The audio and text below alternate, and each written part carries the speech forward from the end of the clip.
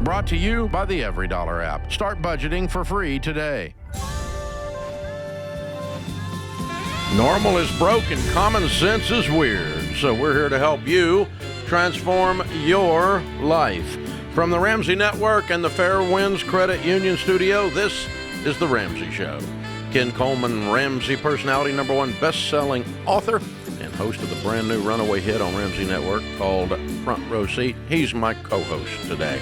Open phones at 888-825-5225. Elizabeth's in Philadelphia. Hi, Elizabeth. How are you? I'm good. How are you? Better than I deserve. What's up? Wonderful. My husband and I, I'm sorry. It's okay. My husband and I are debt-free, and we were looking into investing.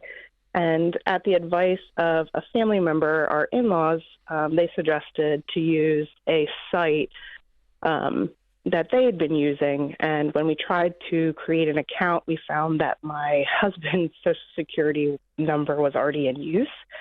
And we have been told not to look into that further. We can't create the account because his Social Security is in use. And we found out essentially that investments and things are being made in his name, even though he's requested that they stop. They're sending us, quote unquote, refund checks for the taxes that we pay on these investments. How can we get away from this situation, essentially, and be financially independent of our in-laws? Wow. Yeah, it's fun. So your father-in-law is a con artist. I mean... Yeah, he's a criminal. This is criminal freaking fraud. Yeah. Yeah. Well, you need to own this emotionally. This guy's not only out of control, he's like go to jail out of control. You're screwing around with the Securities and Exchange Commission with fraudulent transactions. All of y'all are messing up. You're messing up by allowing it to occur, and he's go to jail time if they get. Good God, people. Yeah. Wow. Mm-hmm. See the difference in how I reacted and how y'all reacted? We've been told we're not to talk about this. Well, you by God better. You can talk about it from cell block C if you want. Yeah. Have you measured your jumpsuits just to see how you look in them? They'll probably be short. Yeah. I'm just saying. I don't know how you look in orange, but you should probably look into that. So this is what's known as a family that puts the fun in dysfunctional. Mm-hmm.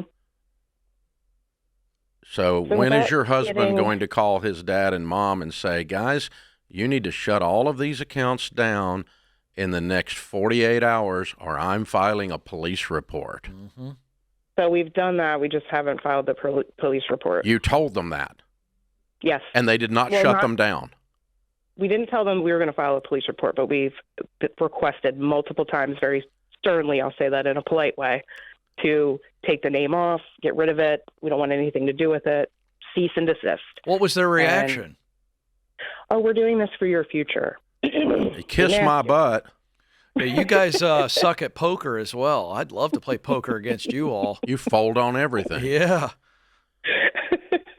They just push you around. This is nutto.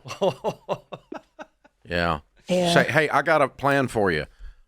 I don't want you in my future because my future looks like jail time right next to you, and I don't need a future that involves you. I'm being really bold and weird and crazy and over dramatic here, but my point is that you guys have not been strong enough on this. Okay. Maybe not as crazy as I've been for the last few minutes, but seriously, you guys got to get up on this and say, listen, we've talked to an attorney. What you're doing is illegal. You're harming us. Mm-hmm. I know you think you're doing something good, but you're not. And you have 48 hours to send us proof that you've shut down all of these accounts. Or, Mom, I'm filing a police report on you and Dad. Do you understand here? And this is your husband doing it, not you, because it's his freaking parents. Mm-hmm. Good Lord. Why are you on the phone with us and not him? Well, he wasn't exactly a fan of this. And when our last conversation that we all had around this, and after that ended, I said, well, I'm going to call the Ramsey Show. And he just kind of laughed. I guess he didn't think I was really going to do it. Yeah. Well, now you can play this back for the whole family if you want. I think you could send it to mom and dad. Yeah, and I think you need to make sure you Hey, heard mom something. and dad, if you happen to hear this, you suck. This is horrible what you're doing to your children. I know you think you're being smart, but you are way out of control. You've never met the word called boundaries, and we want to introduce it to you. Yeah, Jesus. Here's the thing. You're complicit in this now. Yeah. And it's kind of scary that you called the show and you've said that you're complicit in it, because I think you've laughed, and I'm not trying to be a downer here. She's just nervous. Well, but it's not funny. There's actually nothing funny about this. I hope you hear the urgency. I don't think Dave was too extreme. I actually think that's what you should do, because I don't even know. I'm no legal expert, and I haven't played one on TV, but I do think this thing is far more serious as to what you all know than you actually realize. Yeah, there's probably other stuff going on. I'd be terrified. Usually when you tip something like this over, a raccoon runs out with the trash. Yeah, and honestly, we kind of suspected that recently, just with how adamant they were, because since this account's in my husband's social, he could easily call the company and get detailed information, and it was like, don't you dare, like, you don't need to be looking in there. And he still hasn't. And we need to run your husband down to Walmart and have him pick up a backbone on aisle 3. Y'all are gonna have to deal with this, honey. It's a mess. Y'all are a mess. Y'all are a hot mess. Oh my gosh. So, the first time I ever ran into this was a long, long time ago, when it was like decades ago. We started hearing the word identity theft. I'd never heard the word before. It started coming up. The internet started having more proliferation, and when I started the show, there was no internet. That's how long the show's been on the air. So, but I started hearing that, and then I just got hillbilly mad because some guy calls in and goes, I'm 24 and my mom has 7 credit cards that she opened in my name when I was 12 and 14 years old. And I'm like, your mother is a freaking criminal. She stole your identity. And the problem is the victim is just like her husband. They're like, well, it's just kind of how our family does things. Your family's full of criminals. That's how your family does things. Your family has no idea how the legal system works in America today. And when you're doing investments, you're now involving the Securities and Exchange Commission. It's not simply banking laws. I mean, banking laws are credit card theft, right? Or identity theft for opening a credit card. You start opening a dadgum mutual fund with a licensed broker, oh my God, you don't understand. They love to make examples of people like this. Especially stupid people. They really do. The people that investigate this kind of stuff are the most uptight investigators. They are purists. This is scary stuff. I just wonder what else is going on when the dad says, don't look into this. Don't look under the covers. Dave, I'm serious here when I ask you this. I'm trying to put myself in a position, if this was me, I would call the company and prove to the company that I'm the actual person with the Social Security. And find out the depth of what's going on. But there's only one company that you found so far. I wouldn't threaten the parents. I'd just go ahead and handle I would this. do both. And I do it by nightfall. I mean, before the sun sets on the horizon. This putting things off, because the problem is there's a family script here that says don't look. Which makes me worried about I'm this. here to say the emperor has no clothes, okay? Your family script is cuckoo.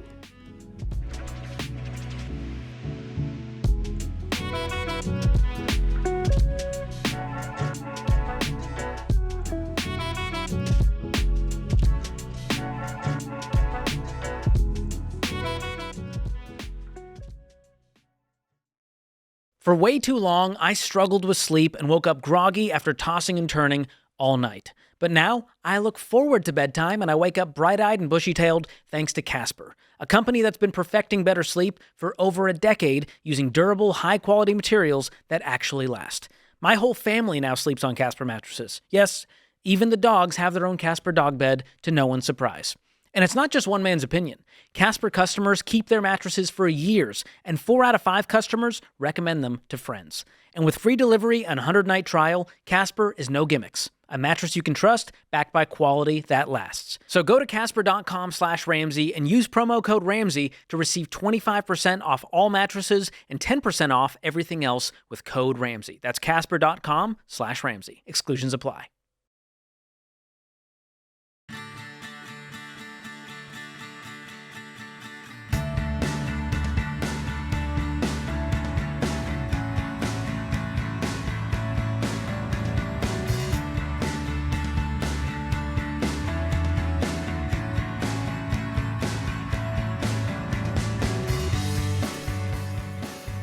Sandra's in Chicago. Hey, Sandra, what's up?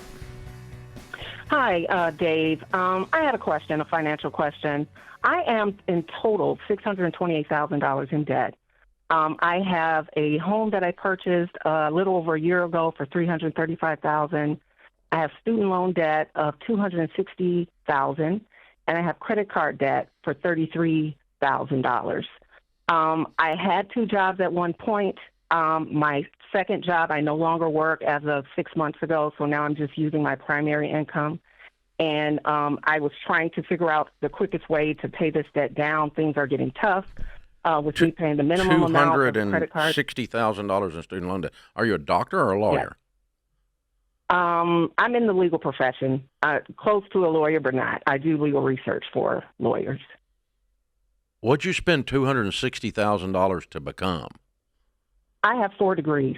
In what? I have a associate's degree in biological science. I have a bachelor's degree in English. I have a master's degree in library science, and I have a second master's in intellectual property law, which is a law degree. But so that's where all the debt came from. Is that not a master's in jurisprudence? Can't you sit for the bar? Yes. Huh? I'm not sure. I haven't done that research on that. It's like law school, I could check it. right? I mean, law school's a master's. Yes. Mm-hmm. You've got a degree in research, I heard. You should probably look into that. Yeah, I will. After our phone call, I will. Sorry. Oh, that's nasty. I mean, it's right there for me. So what do you make? Right now, I'm over 6 figures. And then the second job, I was making close to like $25,000 a year. Doing what? I was consulting in the library world, doing consulting work, helping them build their libraries back up, libraries that are having issues. Yeah. They either don't pay much or you weren't working much. $25,000, huh? Yeah, I wasn't doing a whole lot, maybe about 15, 20 hours a week, if that. 15, 20 hours a week for $25,000 a year is not much. That's horrible. No. Per hour. Mm-hmm. Wow. Okay. Well, what is apparent is that you have a lot of education and a lot of upside potential, therefore, on your income if we can figure out a way to apply that education in a way that makes you more money, which is what you need, is more money and not more degrees. You have plenty of those. So, yeah, I mean, it's an income issue, really. And you don't go buy a $300,000 house when you have $300,000 in student loans. That was bass backwards. But are you single? Yes. Okay. How old are you? Single parent. 45. Okay. So what I would start asking myself is, what use of some of this education can I do in the marketplace to make the most money? And what combination of that? So if library consulting only pays $1 an hour, I don't really want to do that, okay? But if I can get some serious money going for some of these different things that you know how to do, that you're knowledgeable in, even if it's 2 things or 3 things, I don't care, but I want some serious money. And you don't really have serious money coming from any of these, given your level of education. I mean, making $100,000 or $120,000 or whatever with 14 degrees is not, I mean, this is not working. So do you need to sit for the bar and become an attorney and make $300,000, or do you need to apply your master's in library in the form of education and make an extra $100,000 as a professor on the side doing that? I don't know. I don't know what the answer to this is, but it appears to me, unless I don't think we can sell off enough stuff here to fix the underperformance of your education without fixing the. Now, if you get all those things going and you want to speed it up and sell the house, that'll be okay. Okay. But how much equity do you have in the house? I think about $15,000. Yeah, that's not enough. You just bought it. Yeah. What is your actual income? You just said 6 figures. What's the actual number? around 115, 117. Yeah. Instead of consulting with libraries, which is a dead-end business, and I'm not trying to be unkind, there's just no growth there, there's no income there. What can you do in that additional 15 to 20 hours a week with the expertise and experience you have to make some real extra money in the law space, legal space? What can you do? Intellectual property. I mean, that's a solid. And you don't have strike. to answer it, but that's the homework assignment for you: is how do I make an additional 50 to 75,000 while I'm deciding what the passing the bar looks like?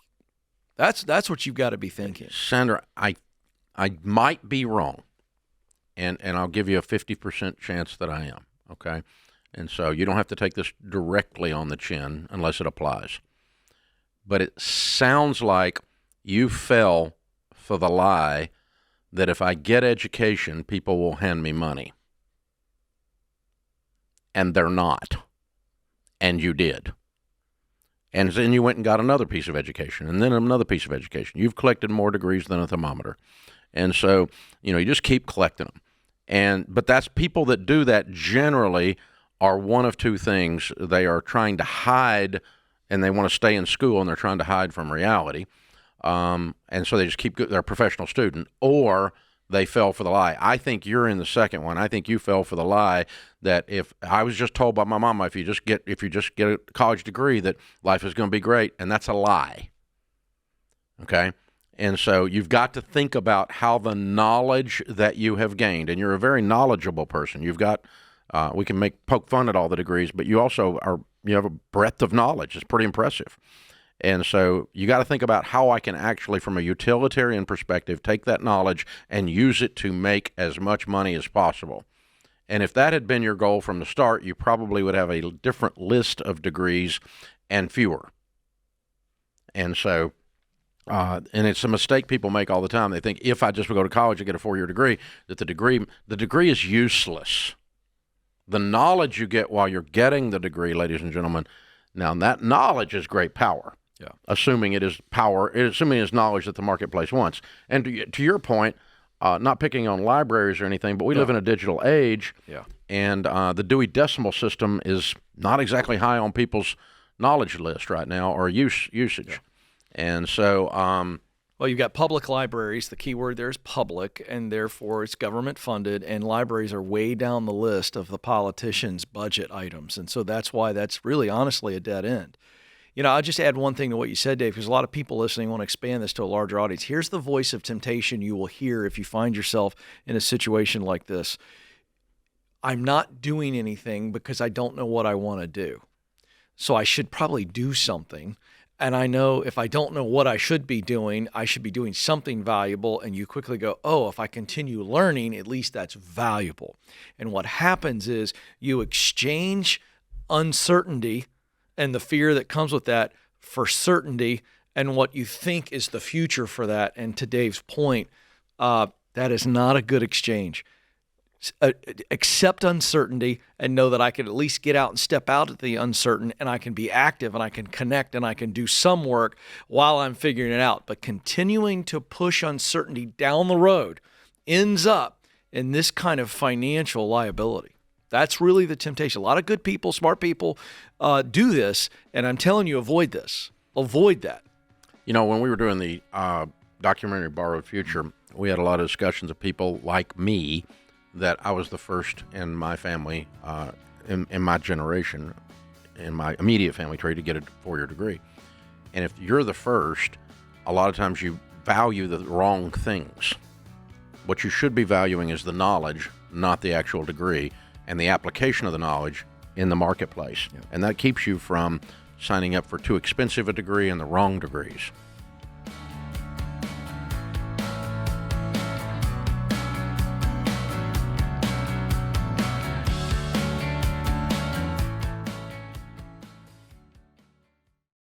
Hey, quick reality check. AI isn't just for sci-fi nerds and Silicon Valley tech bros anymore. It's the new weapon of choice for every scammer with fast Wi-Fi and bad intentions.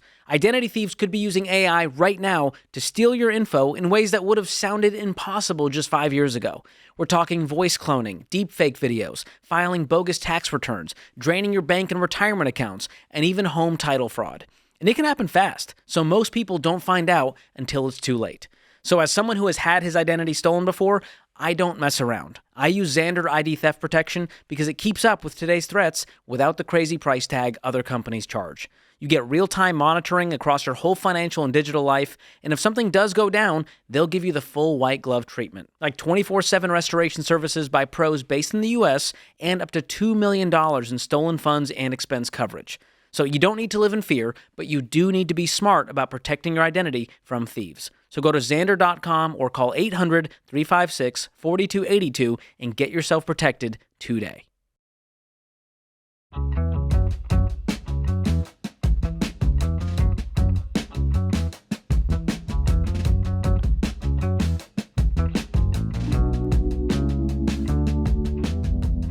The Every Dollar team's offering a free live budgeting workshop this month. In Budgeting 101, you learn how to make a budget with Every Dollar, get tips from our experts, and even ask questions in a live Q&A. Plus, you'll get a step-by-step walkthrough of Every Dollar's features so you can use the app with confidence. Budgeting 101 gives you the support you need to stick to a budget and know you're doing it the right way. Sign up for Budgeting 101 for free at RamseySolutions.com/workshops.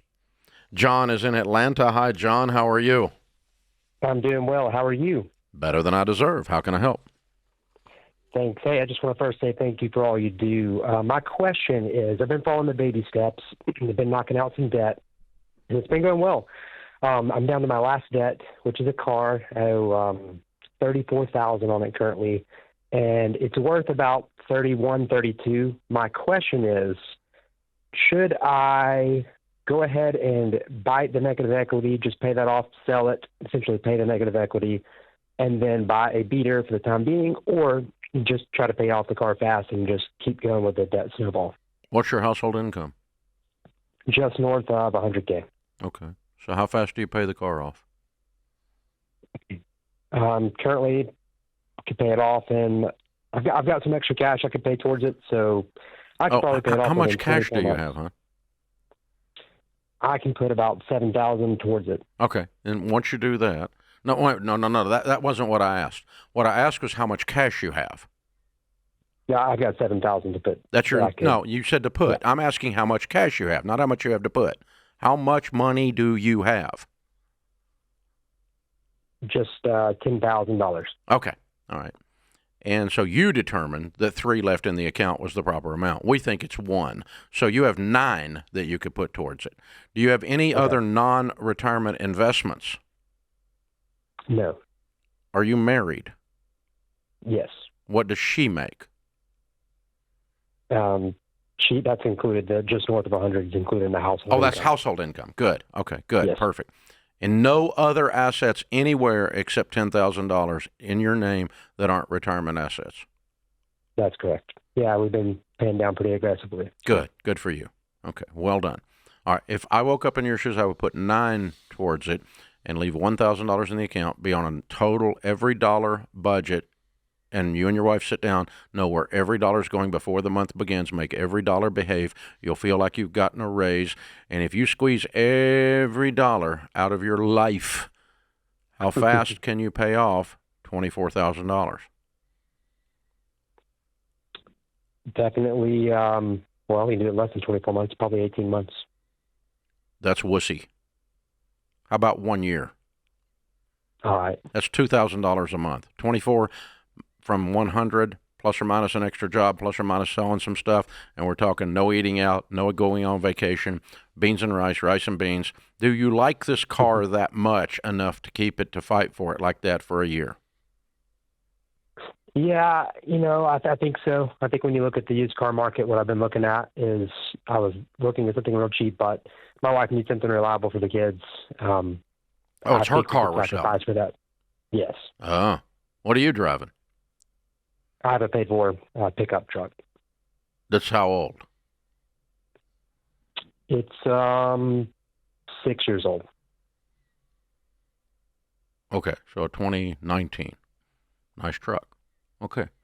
It is nice, yes. Cool. Hey. Okay, yeah. I mean, that if I woke up in your shoes and I liked the car, I would be on beans and rice, and the car would be paid off in under a year. Under those circumstances, I would keep it. If you're going to drag it out 2 years, I would sell it. That's fair. Too long. Trying to swim with a boat anchor around your ankle. It's no fun. You end up drowning. It's not fun. So you got to break the cycle here. So, guys, I can help y'all with some of this because some of you listen, and then still walk in here into the bear's den. And get called wussy, by the way. Yeah, but I didn't say he's a wussy. I said that's wussy. I know, but wussy's a fun word. Wussified. I like that you brought that back. It's a lack of intense sacrificial involvement. Okay, so what Ken and I, what any of the Ramsey personalities and I, and what I've always done, and what I've always taught them to do, is we just look at big numbers. Okay, 100 minus 24 leaves that family enough to live on. That's how I did it in a year. And then 24 divided by 12 is $2,000 a month. So it's fairly easy. It's sixth grade math done fairly quickly in my minor brain here. And so that's, so when you're looking at stuff, ask yourself, okay, I make $175,000 a year and I'm going to pay off $75,000 and I'm going to do it over 4 years. Well, no, we're going to take 175 minus 75 and leave you whining about living on 100. Okay. And get it done in 1 year. Or maybe we did it in 6 months and lived on really beans and rice instead of acting like you're rich or something because you're broke. And so this is the kind of stuff, these are the mentalities. Mm-hmm. But if you'll just take those big numbers and start shuffling, do big number math like that, you can know what we're going to tell you. It's going to come in pretty quick. Brooks is with us in Charlotte, North Carolina. Hey, Brooks. Hey, Dave and Ken. Hope you're both well. We are, sir. How can we help? Well, I'll try not to be a wussy on this question. Attaboy! It's T-ball, baby. There we go. So my question is, should my wife and I withdraw our funds from our non-retirement brokerage and savings account to pay off our home? How much do you owe on your home? $273. And how much is in the brokerage? $202 and $83 in a Wells Fargo savings account. So enough to knock it out and still have an emergency fund? Yeah, that was my other question, was capital gains tax and emergency fund. What would your recommendations be? An emergency fund, and make sure you have the capital gains banked. What's your household income? I'm the only one that works. My wife stays home with our daughter. I make $110 before taxes with potential for another $100 in sales. Okay. Well, 100% of what we're talking about is not taxable, but only the gain on it is taxable. And the money market's probably got very little gain. And if it does have gain, it's taxable not at capital gains, but at ordinary income. So it's only the brokerage account itself. What did it start out at? What's your basis in that account? From what I've been able to calculate, it would tax about $81,000 of it. Okay, so 15% of $81,000. Yep. Wow, so it's been sitting there a while. Yeah. Okay. So 12 grand, right? Give or take, yes, sir. And so, wait a minute, you said we got $280 to work with? No, 80 and two what? The mortgage is $273 and roughly $285 to pay it off with. Because you got $202 in the brokerage. Okay, so you have $15,000 in your emergency fund, and you need to save $12,000 before tax time. Yes. I think you can do that, making $100 with no house payment.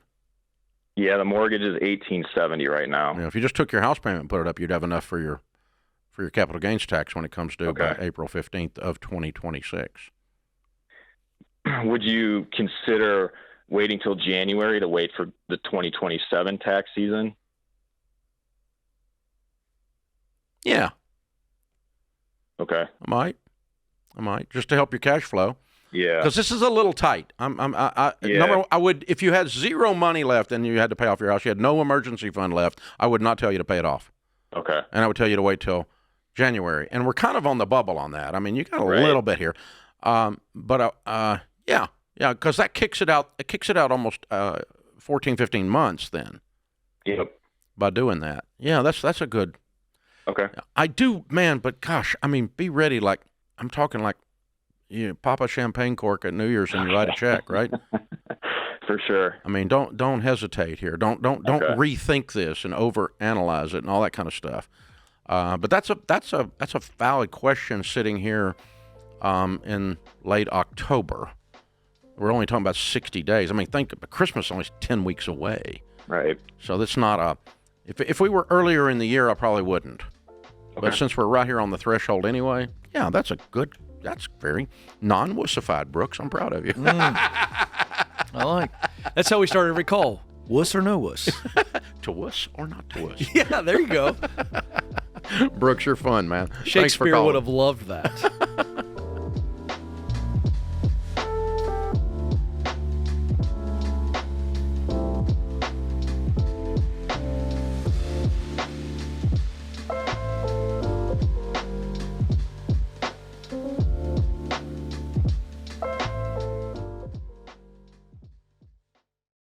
Listen up, people. If your phone bill is more than $25 a month, you're basically donating to keep your mobile carrier's private jets stocked with caviar.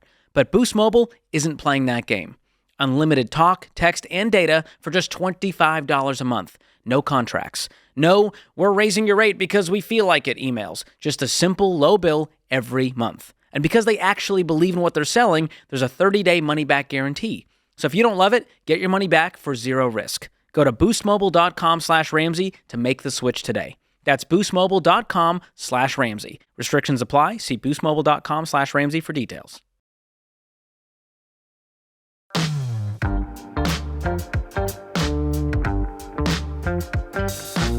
Today's question of the day is brought to you by Why Refi. If your private student loans are in default, you need a lender who sees you and meets you where you are. Why Refi offers low fixed rate plans based on your real ability to pay.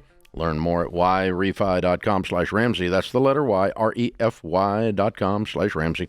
Not in all states. Today's question comes from Jessica in Illinois. Before getting serious about following the baby steps, I co-signed a car loan for my 22-year-old daughter. I have 2 credit card balances to tackle besides her car, and I will be debt-free. She owes $12,000 on the car, and I have $20,000 in credit card debt. Do I finish paying my personal debt and move on to baby step 3, or do I include her car note in my debt snowball? She has not missed a payment and has not asked for help paying, but I just really want to be done with it so it's not hanging over both of our heads. That being said, I'm also nervous about only having my starter emergency fund in savings and want to move on to baby step 3 as soon as possible.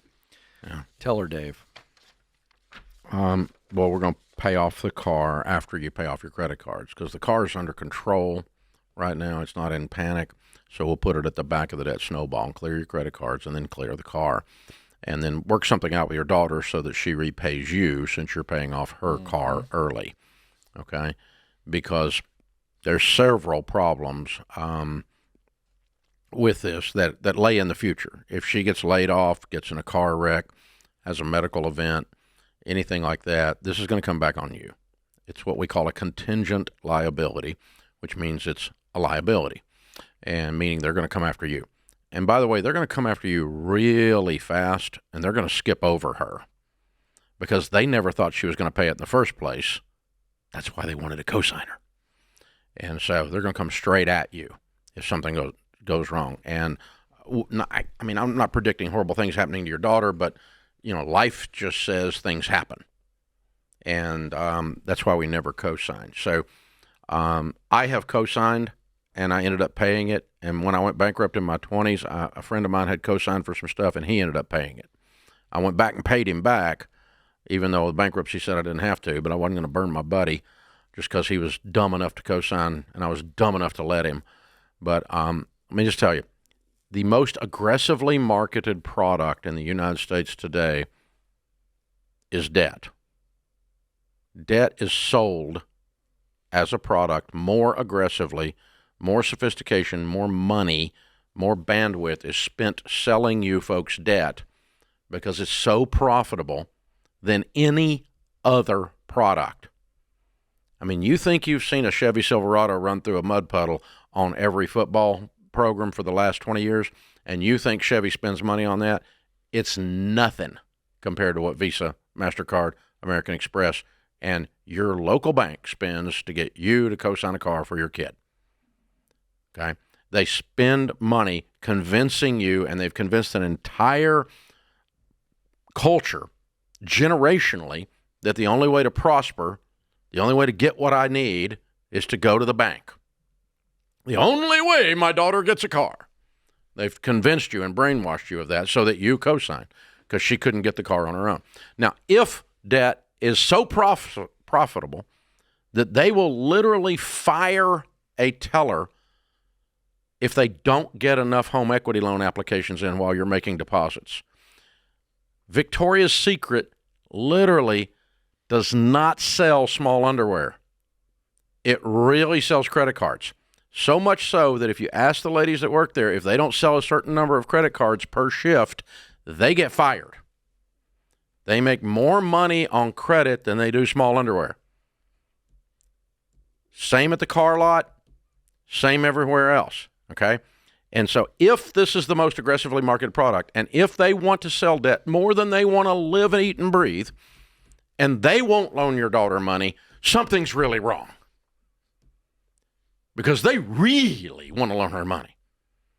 And if those people, the sharks, will not loan her money, your sweet little daughter, your sweet little grandson who wants his pickup, your daughter who just went through a nasty divorce, if they won't loan her money, it's because she's not going to pay it back. So don't act like that you're doing somebody a favor by helping them buy something they can't afford. That's what you do when you cosign. It's stupid. As a matter of fact, it says it in the Bible.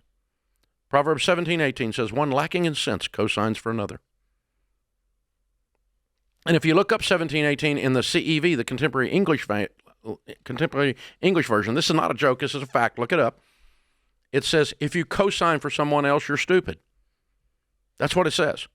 Because of what I just described.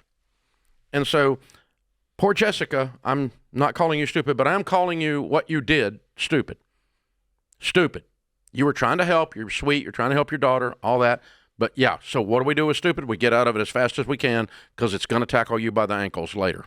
If you're coming up from behind, look out, look over your shoulder. So, and folks, the next time you get ready to cosign for someone, just remember it's stupid. I mean, straight up, biblically stupid. Don't do it. If the most aggressively marketed product in the nation will not loan your friend, your daughter, your son, your grandson, whatever it is, whoever it is you're trying to, quote, help by getting them a car payment, God help you, if they won't loan them money, it's because they can't pay it. And they're not even looking to them, they're looking to you. And that's what this is for. So please, and I've done it. I'm not saying it, it's been decades ago, but I still remember how stupid I felt when I wrote those checks. I knew this. I knew this guy was a deadbeat. I knew the bank was right. The bank wouldn't loan him money, but I'm so smart. I'm going to help him. And then I get to pay the bill. And you know what I wrote on the 4 column on the check? Stupid tax.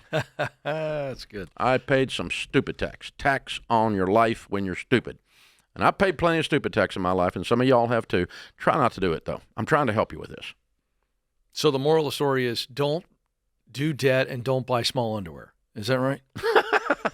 Ken, you're very precise on your listening folks, skills. I am locked in. I'm locked in, folks. I want to make sure you're catching the lesson.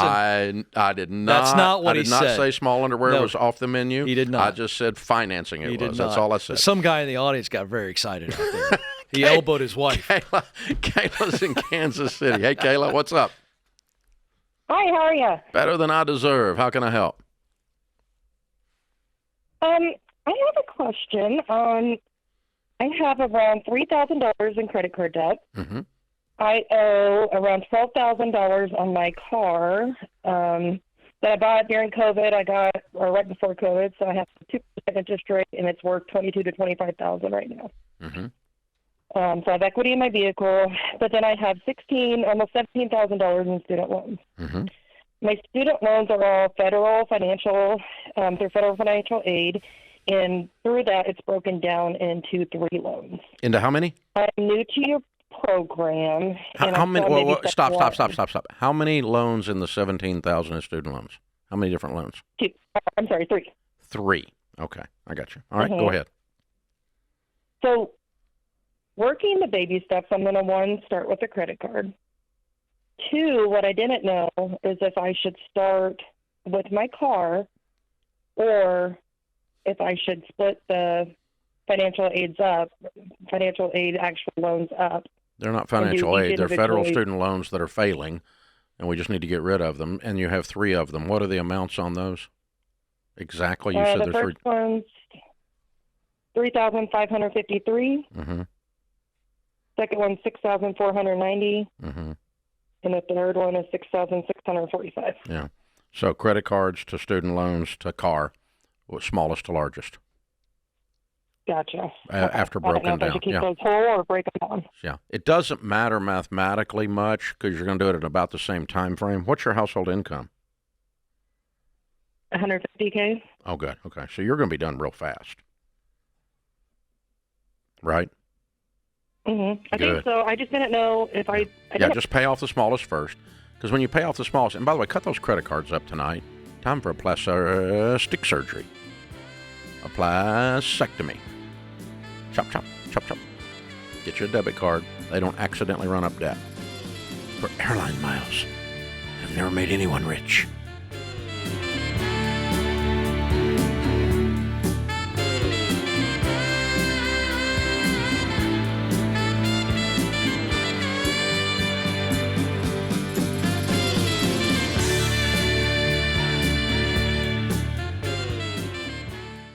If you've listened to me for more than 5 minutes, you know that being normal with your money is not a good thing because normal is broke.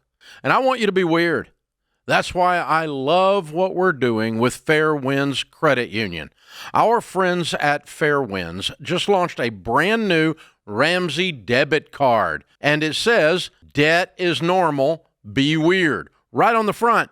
I love that.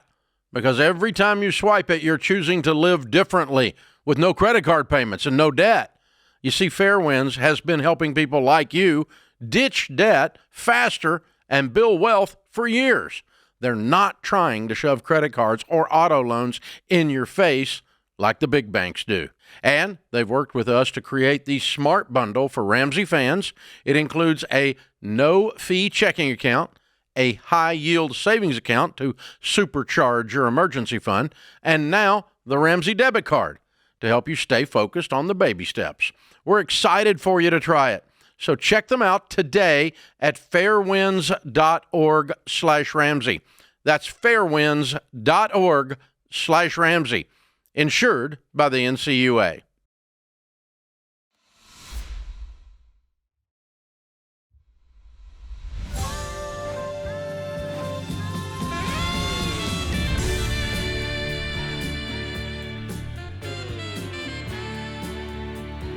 Welcome back to the Ramsey Show in the Fair Winds Credit Union studios. I'm Dave Ramsey. Ken Coleman, Ramsey personality, #1 best-selling author and host of Front Row Seat on the Ramsey Network, is my co-host. Vanessa is in Corpus Christi, Texas. Hi, Vanessa. How are you? Hi, I'm good. Thank you. Thank you for taking my call. Sure. How can we help? My parents and myself and my children consolidated households a few years back. And my mom made the down payment on the house, and I've been making the payments, the utilities, everything else. So I've been maintaining the household. I'm getting ready to sell the house, and we're going to go to separate residences. My question is, should I give her what I get back out of the house to basically pay her back for the down payment?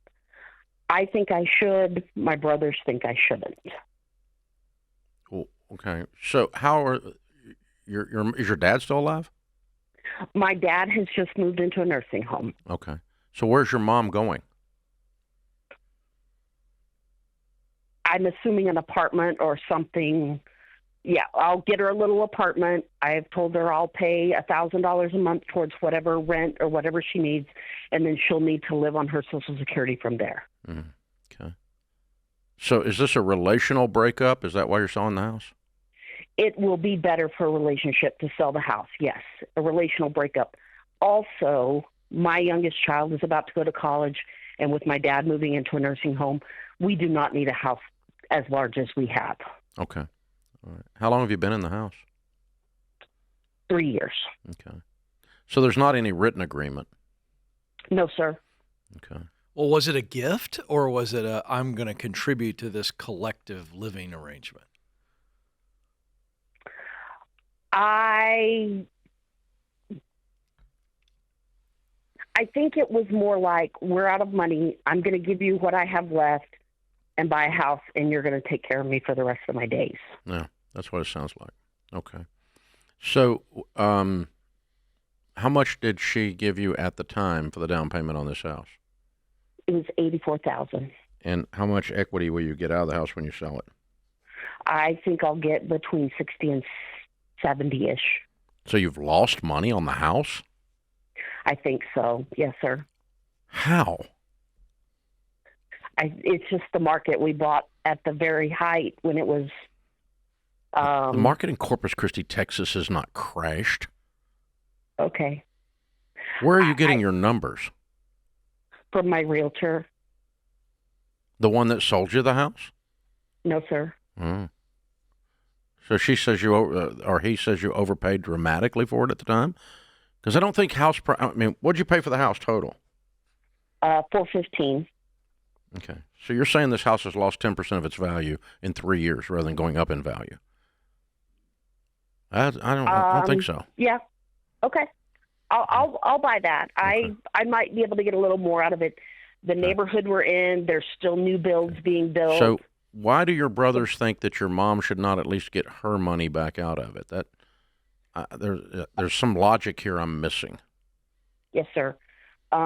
They think, one, that she won't be responsible with it, and two, that she owes me basically rent for paying for everything for the last 3 years.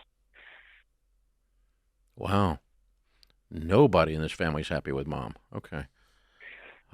Not at the moment. We love Mom, but we're not happy with Mom. Yeah, I got that. I got it. Yeah, she's difficult. And I'll make sure she's taken care of. Whether I didn't hear that. I'm not not hearing you be a jerk. You're not being a jerk. It's just interesting. Matter of fact, you're being so subtle, I'm having trouble coming to conclusions. But I'm sorry, yeah, because direct. I'm not anti the brother's point of view right out of the gate. I'm not saying I'm supportive, but I'm also like, you've been paying for everything since she's been in there. Well, the problem is that you didn't have a clear deal. That's correct. It was fuzzy. There's not a clear deal. I mean, the clear deal was you stay there until she dies, and then it's your money. And that. Well, the clear deal, yeah. When they passed away, I would get basically the house. Yeah, which was the down payment money. I mean, that's it. All it's worth. Okay. Right, and now my dad is Alzheimer's, incapacitated, can't make any decisions on the house.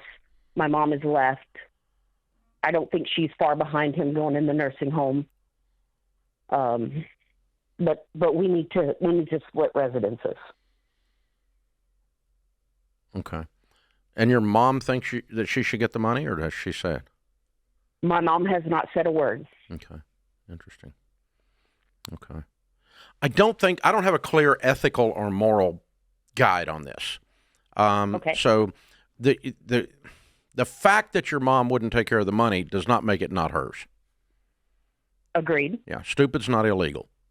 And so it doesn't mean you get your money taken from you just because you are incompetent. That's not how it works. So it's not how private property laws work. But I'm also not sure it's her money anymore. So I don't know what to do. What would I do if I were in your shoes? Because I don't hear you bringing harm to her or revenge or vengeance. I don't hear any of that in your language or your voice. I just hear separation has to occur, and I love her, and she needs to be over there. And so I got it. And it's very, you're being very kind. And so the other thing is, if you put this money in her name and she goes straight into a nursing home, that's what it's going to get used for. Right. If you keep it in your name and she goes straight into a nursing home, you can work with the nursing home and negotiate with them and use the money to care for her as if it was for her, as if it was her money, but you kept control of it. Is there a way I could put it in something that would Nope. take care of her until then? Yeah, you can put it as long, but you put it in a mutual fund, and you could give her some monthly income out of the mutual fund. In other words, you're not personally taking use of the money, but you're keeping it in your name for her good. That's the same as giving it back to her, but maybe better given the situation. I think that's a great idea. Yeah, and I'm listening to this, and I'm just going to say that you've already committed. You've told Dave and I that you're going to give her $1,000 a month to go towards her living expenses. She has to foot the bill from Social Security. So I think in some ways this is a bit of semantics because you're already committing to give her $12,000 a year. Yeah, but you wouldn't have to do that if you use this $80,000 or $60,000 or whatever to create an income. It's all the same thing. I don't know that I would give her the money. No, I'm not. Yeah, I'm not giving it to her. I'm holding it for her good. Yeah, if I'm managing her money, then I wouldn't give her $1,000 out of my income a month. Exactly. Of course. Exactly. But I'm saying it's a pot of money, and I just don't think the lump sum given to her to control is what I'm saying. I just wouldn't do it. Yeah. I think that's because there's not a moral imperative to do that because there's no deal. Yeah. You're not breaking a deal. No. The deal was. But I want her taken care of. Well, you're doing that. Exactly. And you're going to do it. Exactly. Yeah.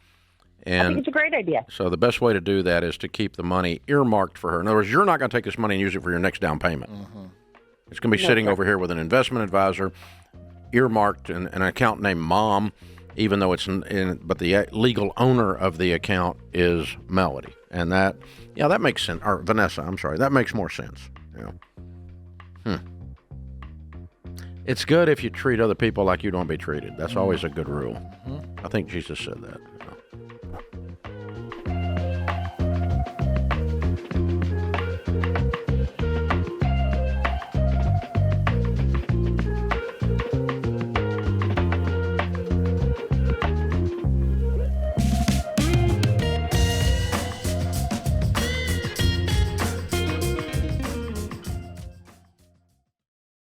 Y'all, do you want to know a game changer for your grocery budget? Start your weekly shopping at Aldi. Seriously, by making Aldi your first stop, you can easily check off your family favorites. From fresh organic produce to grass-fed ground beef, marinated, ready-to-cook chicken breasts, and high-quality dairy products. You'll be able to make incredible meals while keeping your budget on track. So no overpriced gimmicks or membership fees here. Now, real families like yours are saving up to $4,000 a year just by making Aldi their go-to grocery store every week. Find a store near you at aldi.us. That's ALDI.us. Savings based on regional analysis of Aldi versus select competitors. Prices may vary by location, product availability, and the market.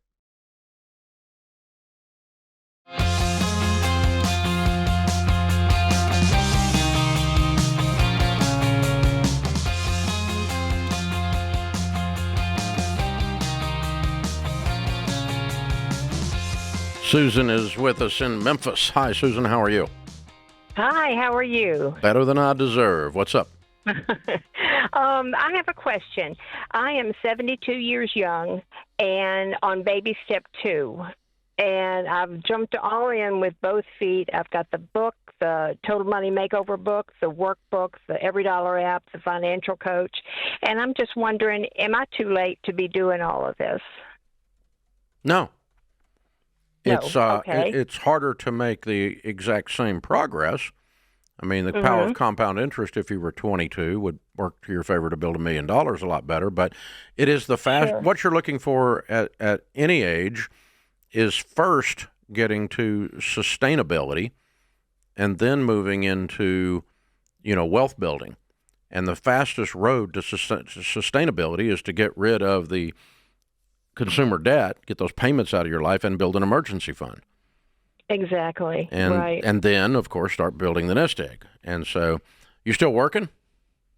No, I'm retired. Okay. So what's your income? What are you living on? $67,000 a year. Okay. And how much debt do you have, not counting your home? Oh, I'm embarrassed. Well, my home is paid for. That's $41,000. $41,000. Yeah. Good. On what? Mm-hmm. I'm sorry? On what? Credit cards. Ridiculous credit cards. Okay. That's okay. So have you analyzed for self-awareness yet where that debt came from? How did you get $41,000 in credit card debt? What were you spending it on? Well, my problem was I had two sons that both died within 6 months of each other. Oh, my. Yeah, and I just went to retail therapy. I thought that would make me feel better and cure the it's an grief and understandable thing, and it's a clear analysis. Mm-hmm. So we know the point is it's not going to reoccur. No, right. And so that's the point of the self-awareness, right, Ken? Yeah. And see, when you're clear on the source of it, we go, all right, how do I guard against that? You know, and you walk through something that is unimaginable for a parent. So, you know, you do have the knowledge now of this deep pain caused me to do this. So you can get out of it. Here's my question. Can you, through the skill and experience you have up to this point in your life, can you pick up some work that would be just focused on knocking this $42,000 out as quick as possible? What did you do? Okay. I was administrative assistant for churches. Perfect. That's easy. I got to tell you. So tool that up real fast. Yeah, I would be, and I know this isn't fun. So I know this is a bitter pill. But if you went to work for a year and it'd all be over, that'd be cool. That's right. Okay. That gives me something to think about then. Think about this as we're only working for the sole purpose of knocking out this pain. And this is going to be extra special for you, not just to remove the burden of the debt, but what that debt is actually tied to, which is a lot of pain. Okay. Okay, that makes sense. And I think you need a goal like that at 72 is my point. If you can visualize that to see why I'm doing this, there's really a twofold victory. I think it's huge. Do you have the $67,000? That's a retirement income, a pension? It is. My husband's in the service, so he died from Agent Orange. So I get a compensation from that plus his Army benefits. So there's no nest egg. No. Okay. All right. Cool. All right. How much is your house worth? About $350. Okay. Good. Yeah. I think you're fine. We get you out of debt. You're going to be fine. And, you know, it'd be neat if you started building up some kind of investments, but we don't have to panic about that part of it. Okay. But I do need you to have an emergency fund of $15,000 and be debt free. So you're $60,000 from your goal. So 1 year of work might be really cool. Okay. All right. Yeah, well, now, go ahead. I'm sorry. Go ahead. No, you're fine. Go ahead. I was just going to ask along a different note, should I close my local bank accounts and go with Fair Winds? I've read a bunch about it. Well, we're big fans of Fair Winds. We've all got Fair Winds accounts, but we've not closed our other accounts. We've got really? both. Okay. We've got both. Okay. Yeah, and so like Rachel opened up hers because she wanted that cool debit card. And she was like the first one. She went running to do it. So, but no, I you know. For starters, you might end up with them 100%, but I would start with a 50-50. Oh, okay. And make the transition gradually at this stage, because you got enough other things that you're burning calories on. I mean, that you're burning brain calories on. So yeah, you're doing good, Susan. I got to tell you, just the talking to you, the clarity in the language you're using and the way you're describing all of this, there's a lot of wisdom and a lot of self-awareness. So I predict that you're going to do very, very, very well. And I'm sorry you went through these tragedies and that it left you with this credit card stain as a part of that story. I'm with Ken on that. So, yeah, the sooner you get rid of that, the better, and the more stable you get. And yes, the baby steps do apply, regardless of age, regardless of income. But we're apt to adjust the income around here. We're not above saying get a job. We do that sometimes, like almost every day. And Melody's in Denver. Hey, Melody, what's up? Hey, I'm so excited to talk to you guys. Thanks for taking the call. Sure. How can we help? So I have about $4,000 in credit card debt that I would really love to just knock out and get out of my life. I have $5,000 in savings, but the problem that I keep running into and has me feeling stuck is my husband and I were both self-employed, and both of our jobs are very seasonal, and so winter is when we go into slow season, and that always puts us kind of in like... You're doing what again with your job? It's seasonal, so in the winter what do you do? Yeah. I'm a photo editor for like wedding photographers, and then my husband does shed hauling. Okay. So we're about to go into slow season, and usually we have to be, very, very, very frugal. And like last year, we had to dip into our savings. Well, that's because you're not working. Why don't you work? That's something that's not off on the season. I mean, if you're a photographer, get Santa Claus lined up. I'm not kidding. Well, I'm not a photographer. I'm a photo editor. Yeah, but do something else then. Just because you're a photo editor full time doesn't mean you can't go be. How about being a photo editor for something other than weddings, like Santa Claus pictures? I'm serious, or something that's. Yeah. Offset your seasonal instead of saying I have to sit on my butt. Right. No, I've taken as many clients as I can possibly get. Only in the seasonal area. Stay-at-home mom. No, it's for worldwide. I can take clients. Yeah, but even if it's you said stay-at-home mom, so you're making excuses here. I get it, but your husband can at least be working. He could be stocking shelves. He can be driving trucks. He can be doing all kinds of things that you don't even have to touch the savings. Right. Yeah. I mean, that would be the logical. No. It's not that would be. No. Not would be. Must be. Is. Must. I must work in our seasonal downtime. Yeah, no, I agree 100%.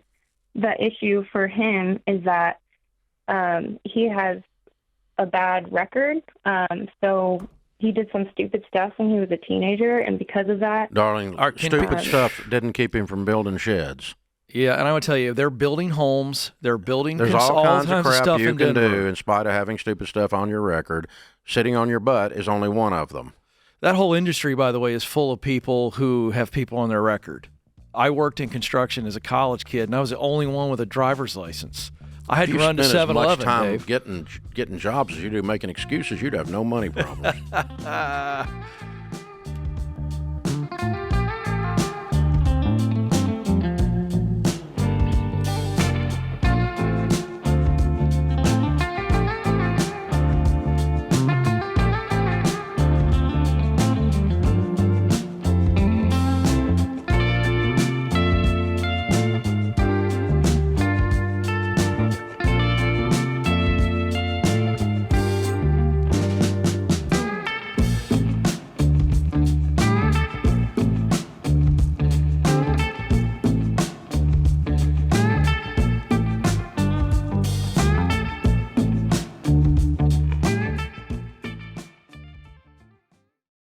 You've worked hard to control your money.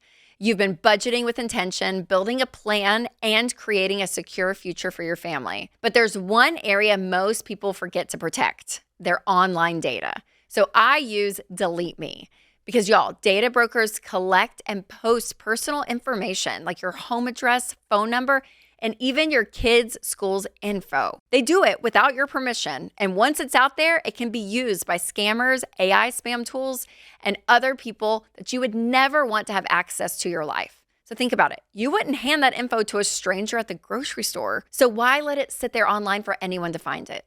Well, Delete Me helps you take control back. Their team of real, live privacy experts finds your exposed info, removes it from sketchy websites, and makes sure that it stays gone. Then they send you a report so that you know exactly what they've taken care of. So protect your peace and the life that you're working so hard to build. Right now, Ramsey listeners get 20% off at joindeleteme.com/Ramsey with code Ramsey at checkout. Do it today. That's joindeleteme.com/Ramsey and code Ramsey.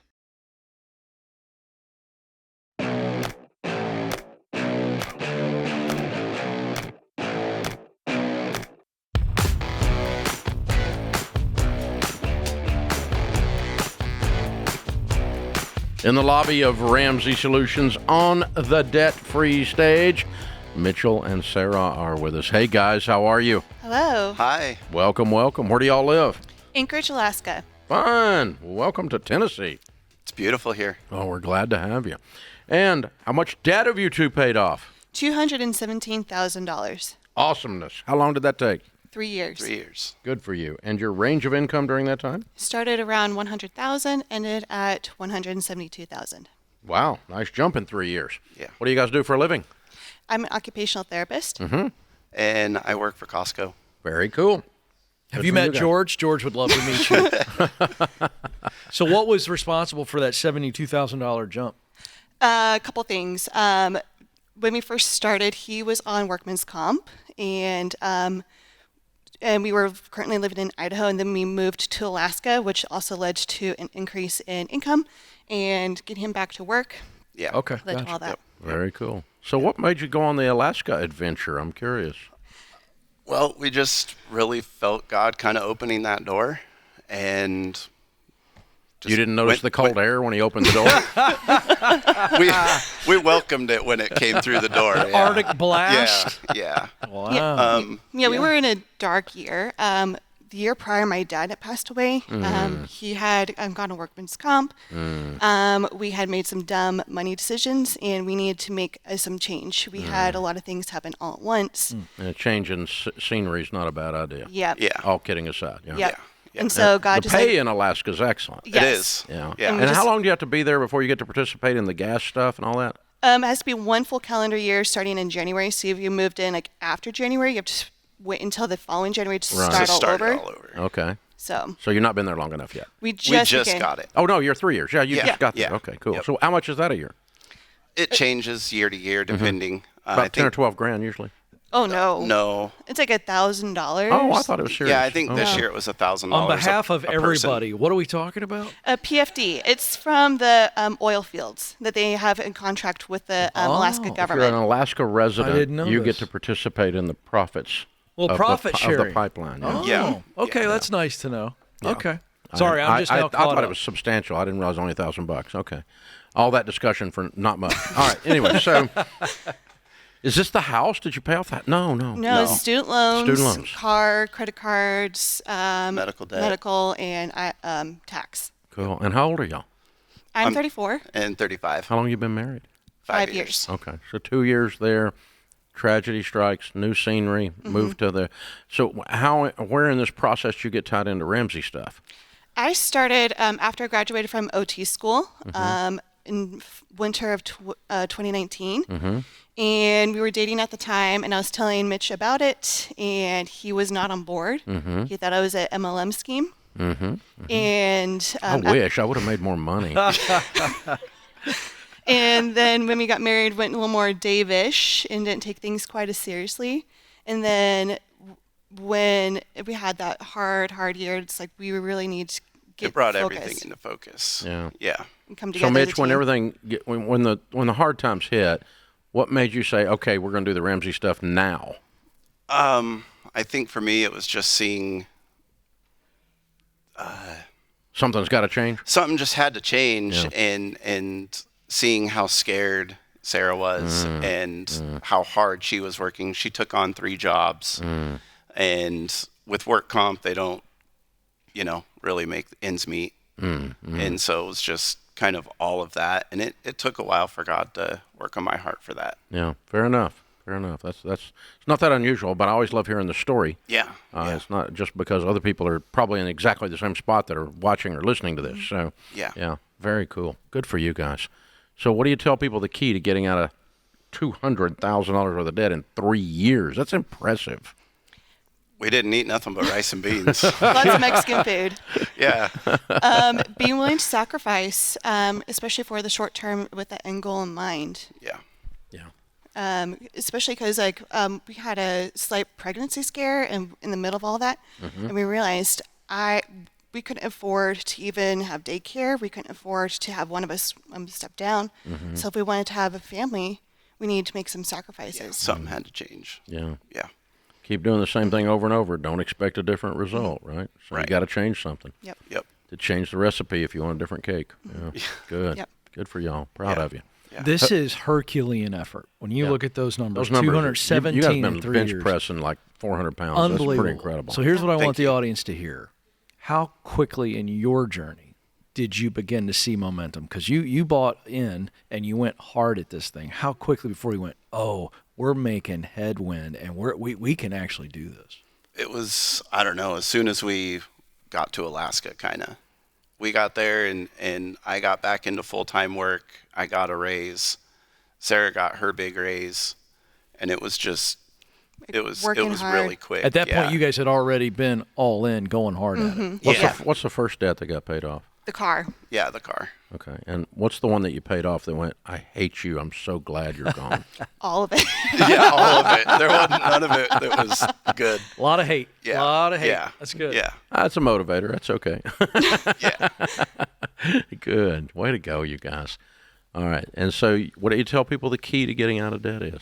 Man, for me, it was getting on the same page and getting on that budget and just being real with one another, communicating, and that's a huge thing. I would say know your why. Know what your goal is. Why? What was yours? A life of peace. A life of being able to do the things that we want to do without having to have that fear of I should be doing something else with my money, whether that is like taking education for my career or going on vacation or even just buying. Or not having pregnancy and scare in the same sentence. Exactly. Yeah. Having that peace. Yeah, peace. It's not a scare anymore. No. Yeah, good. Very cool, you guys. Very cool. Yeah. Who was cheering you on? My family, for sure. My mom taught FPU when I was in grad school. All my siblings did FPU and all of their families. Yeah, all of my family, siblings, parents. We have a lot of friends in Alaska and Idaho that... We were very open and honest with them about what we were doing. They all cheer us on. Well, that's good. So nobody dragging you down? No. Nobody saying you're crazy? No. Oh, there were some people that said we were crazy. Okay, good. That was just for moving to Alaska. Those people motivate too. I'm just saying. Yeah. If that guy thinks I'm crazy, I'm right on track. You know, you need that guy, the anti-mentor. Yeah, I like it. Very cool. Yeah. I remember working years ago on a campaign in Alaska. I was probably 21, and I never forget this. We were out campaigning, knocking on doors, old school style, Dave, and it's probably 7 o'clock at night, summertime, gorgeous. And I come off of somebody's front porch, and I look to turn to the next house, and I see a gigantic, I mean full-blown adult moose chewing on flowers in a suburban neighborhood, and that blew my mind. They're everywhere. We have them in our yard Not all a the time. deer, a giant moose, like it's a pet. And that's scary stuff. It's right pretty there. scary. Those Freaked things me are out. Nasty. Yeah. You're brave people in more ways than one. I love it. Well, congratulations, you guys. Thank Once you. again, the Thank whole you. Ramsey crew's proud of you. Thanks for making the trip down here to celebrate and to encourage others on the YouTube and the podcast, and everybody let people know this can be done. Yeah. Mitchell and Sarah, Anchorage, Alaska, $217,000 paid off in 3 years, making $100 to $172. And you know how they did it? They decided to. They got on the same page, decided to work together, and know their why. Count it down. Let's hear a debt-free scream. 3, 2, 1. We're debt-free! Yeah! Wow. You know, it's amazing the number of times we talk to someone that a change of scenery is not an option for them, and sometimes it's the most healthy possible thing. Yeah, it's absolutely right.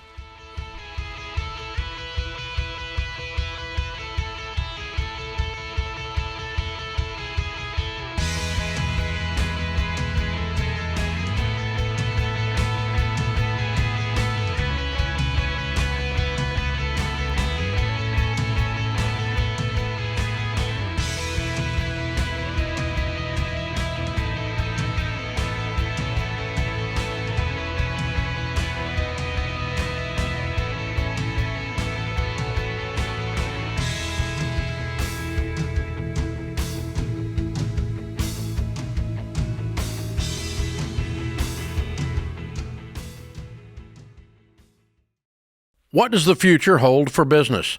Ask 9 experts and you'll get 10 different answers. Economic growth or a recession? Business taxes will go up or down. AI will help us work or it will replace us all. But there's no such thing as a crystal ball. That's why more than 42,000 businesses have future-proofed themselves with NetSuite by Oracle, the #1 AI cloud enterprise resource planning system. Ramsey Solutions uses NetSuite, and you should too. Whether your company's earning millions or even hundreds of millions, NetSuite helps you respond to immediate challenges and seize your biggest opportunities. With one unified business management suite, there's one source of truth for the visibility and control you need to make quick decisions. NetSuite's real-time insights and forecasting help you see into the future with actionable data. And when you're closing the books in days, not weeks, you spend less time looking backward and more time focusing on what's next. And speaking of what's next, download the CFO's Guide to AI and Machine Learning at netsuite.com/Ramsey. It's free at netsuite.com/Ramsey.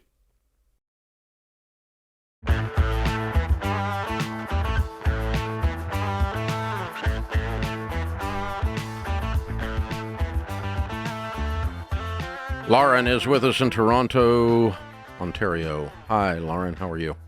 Hi. How are you doing? Better than I deserve. What's up? So I'm trying to decide whether to buy or lease a car. My husband leases his car. I currently own mine, and so I'm used to not having monthly car payments. My husband thinks I should lease because we can write it off through our business. I would prefer to buy, but of course it would take out of our savings that we have. So yeah, I'm just trying to decide which route to go. Okay. Well, it's quite often that I get to tell the wife that she is right and her husband is wrong, because that happens a lot. And this is one of those wonderful cases. So, but let me give you the actual backup. Your husband's so wrong, it's unbelievable how wrong he is. He's not just a little bit wrong. He's like really wrong, okay? Including when he did it. So let's walk through how our write-off works. What is your tax rate in Canada? I know you guys get taxed a lot more than we do, and we get killed. Yeah, in the 40s, 40%. So you pay 40%. I thought it was 65. Yeah. It's closer to where, it's about 45. Okay. All right. So if you spend in your business a deductible expense, $10,000 as an expense, and it goes on your P&L as an expense, it reduces your income by $10,000. Right. And so that is the tax write-off that people talk about. All right? Okay. And so what that saves you, let's say you didn't do that, and instead you had that $10,000 worth of income, the taxes on that $10,000 would be $4,500 on a 45% bracket, right? Yeah. Okay. And so when you spend $10,000 that you don't need to spend in order to call it sophisticated and do a write-off, you've traded $1 for 45 cents. Okay. Bad trade. Yeah. Got it? Okay. Yeah. It's kind of like I gave an extra $10,000 to the church, and I saved I can write that off as a charitable deduction, I assume, in Canada, correct? Okay. If I give $10,000 extra to the church, and I save the tax, I get to give the gift, which is good, and I save $4,500 on taxes, but it costs me $6,500 net. Yeah. In order to give that gift. So I would never look at someone and go, oh, I give to charity because I get the tax write-off. Because that would be a stupid statement. Yeah. Because you're trading $10,000 for $4,500. That's not sophisticated in any math. And that's what your husband is saying when he says, oh, no, we should lease the cars and piss the money away so that we can take the write-off. And act like we're sophisticated. No, you're trading $1 for 45 cents. Right. Yeah, and one of his arguments is that, well, you can lease a new car, so it's always within warranty, and then you don't have to worry about maintenance. Yeah. And then the other argument would be new cars lose 60 to 70% of their value in the first 4 years. So that's stupid. Right. Yeah. Man, this guy's he's just losing all the way around. You're just killing him here.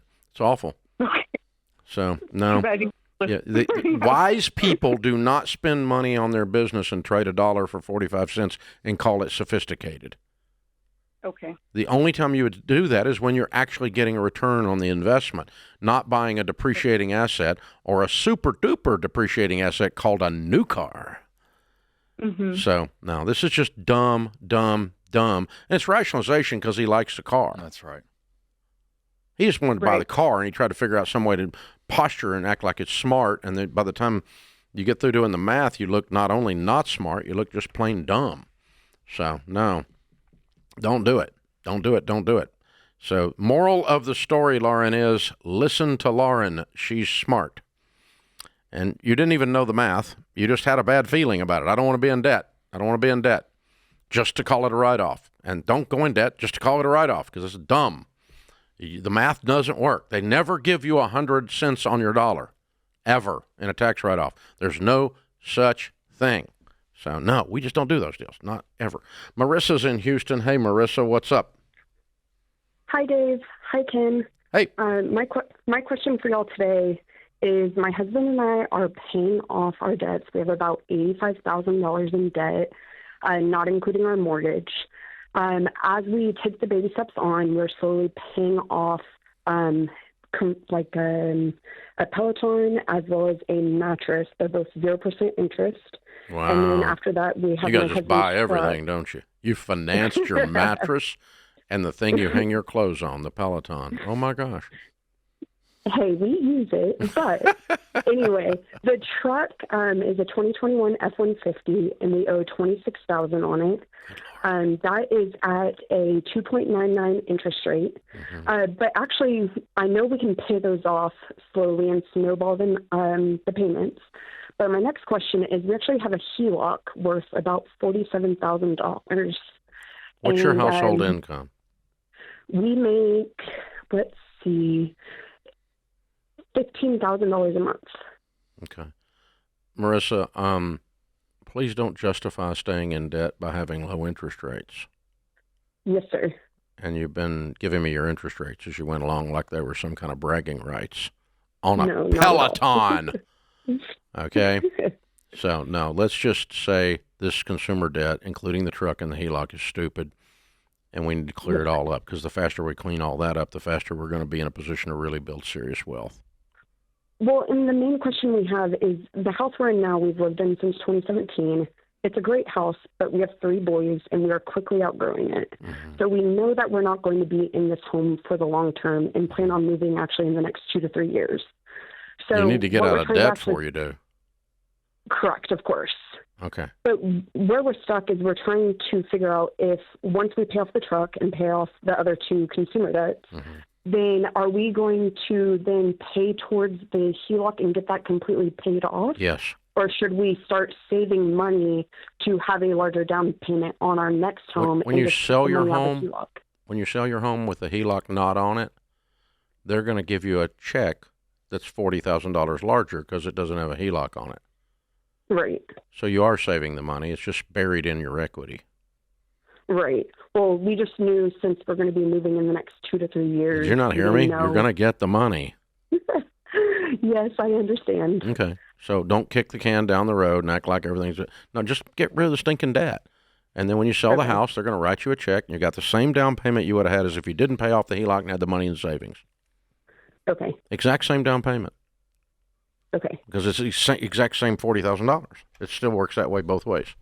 So, but you do whatever you want, but that's what we would tell you to do, obviously. So, Ken, our rule of thumb on second mortgages is if they're less than half your annual income, and at $15,000 a month, this is definitely less than half their annual income, and $40,000 being the amount, then we put that in baby step 2. If it's a huge HELOC or whatever second mortgage we want to call it, then we put it over there in baby step 6 and pay it off with the mortgages, in which case we would have done what she said to do, which is wait until the house sells or refinance or whatever you're going to do and get rid of it. Yeah. By the way, these rates are coming down. We're sitting at 5.5 right now on 15-year fix. And so if you're sitting on a 6% first mortgage and you've got a big second mortgage, it'd probably be a good time to refi and roll them together and get you a 5.5 on the whole puppy. Now, if you're sitting on a 2% first mortgage, probably not going to want to roll that in and do a refi, okay? But if you're sitting on a 2% mortgage, it's $20,000, and you have a $200,000 second mortgage at 10%, it's Great time to refi and get rid of that. So start running your numbers at this 5.5 number on your first and second, and does it make net sense to get a new first mortgage at a lower interest rate, cumulative interest rate, right? A weighted average interest rate over the thing. And it may for some of you that are sitting on that. So be watching, be awake, be aware.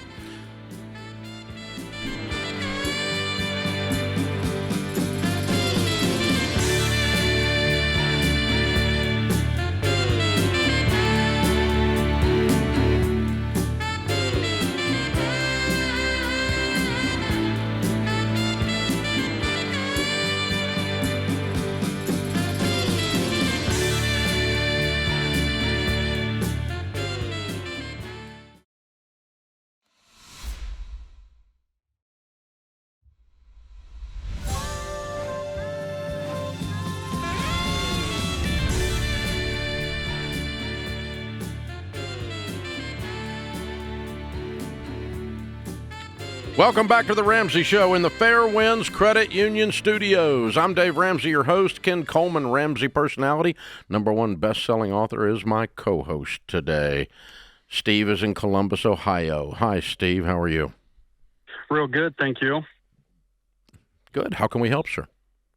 Okay, my wife and I are on baby step 7, and we have 3 children. Our 16-year-old is very eager to work, make money, but he looks at more of buying things online and then reselling as his job, and we keep pushing for him to get a job. How else do we go about this to help him see the importance of actually going to a job? Or are we looking at it wrong?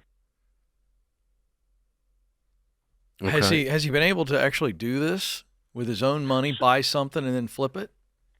So yes. Over the years he's mowed. We pay well at home. So, I mean, he's stocked up a lot of money, but now he sees it as an online avenue is better for him to make money with his time.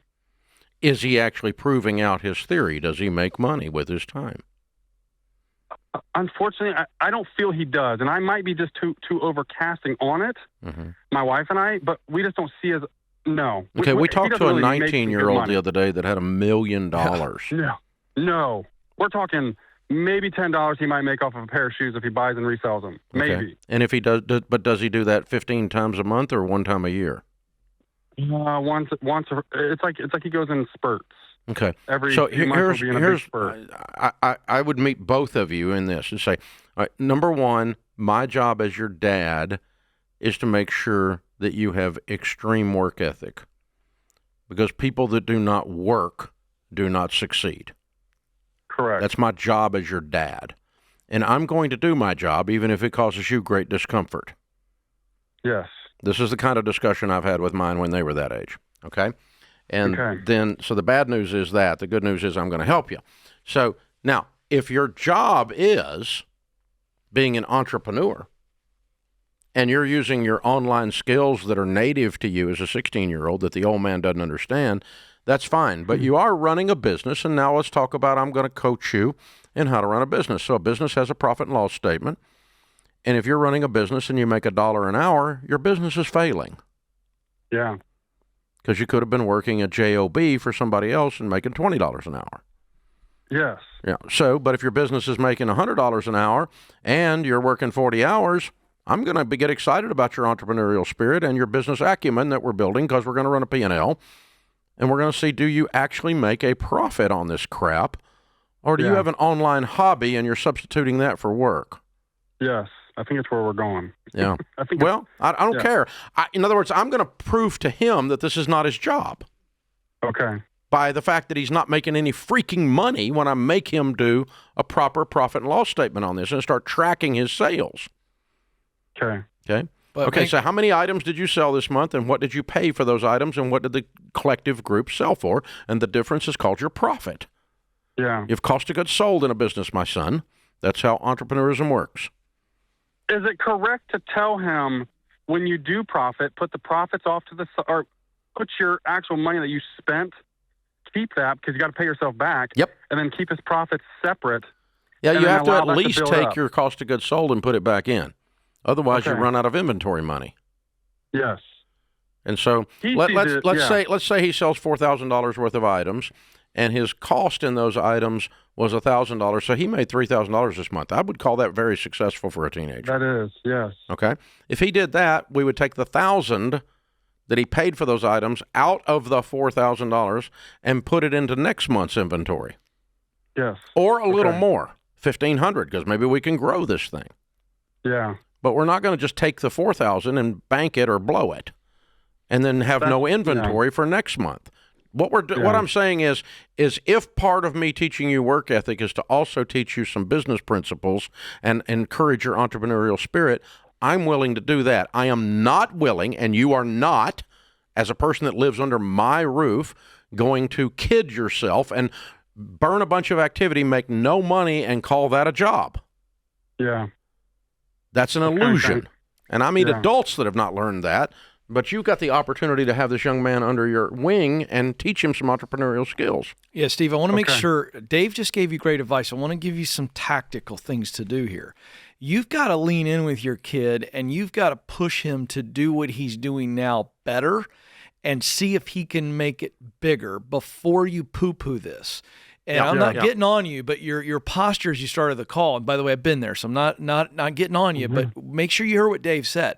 Before you push him to something else, push him to do this really well, which means you got to know the numbers better. And you barely know, because I think the whole concept to you is probably a bit foreign and you're a little irritated by it. And I think you're going to get him, you're going to have more effect doing what Dave told you to do if you lean in first. If I can teach my kids to be entrepreneurs successfully, they're going to do better than if I teach them to get a job. And I was just going to suggest something as you push him.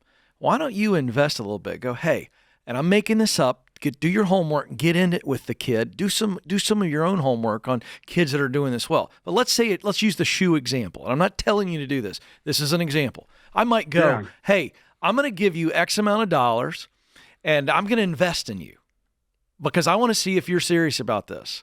So I'm your investor. I'm going to buy 5 pairs of shoes for you, and you're going to sell those. And based on what I've learned, what you're telling me, you should make this on the shoes. And walking through that, like Dave was telling you, because now you're teaching him about investors, you're teaching him about a lot of things, and let's put some positive pressure on this instead of negative. That's the only thing I wanted to share, because I think That's amazing how you shared that. I like that. Well, Dave's advice is genius, but I'm trying to give you something tactical where your kid goes, oh, dad's not being dad, and just, like he'll learn by you being so positive that we actually reveal if he is just scamming you and he's just trying to come up with an excuse not to go pick up a shovel. And under all of this is he's feeling your strength to force him into character-based decisions, because that's how he becomes a man. Mm-hmm. Thank you. I appreciate that. Yeah, he's not. And so what you don't want to do is say, oh, all things that are online and entrepreneurial are bad, because it always makes me laugh. I remember my grandmother. My grandpa worked for Alcoa Aluminum for 38 years. He had a job because he went broke in the Great Depression and never wanted to be unstable again. And my grandmother tied into that same emotion. So getting a job was a big deal for them. They were get-a-job people. And so I'm self-employed, and the day I got the call from the publisher that I had sold my 1 millionth book, the first book, Financial Peace, my grandmother called me and she said, I was praying for you this morning. I'm worried about you. I really think you need to think about getting a job. And you don't want to be that. That's a cute story, but you don't even want to be that. So I want to encourage his entrepreneurism, but only if it's not an illusion. I don't want to encourage delusional thought. So let's turn this into money, baby. And you prove yourself, you prove your idea. And if not, you be working at Chick-fil-A saying it's my pleasure.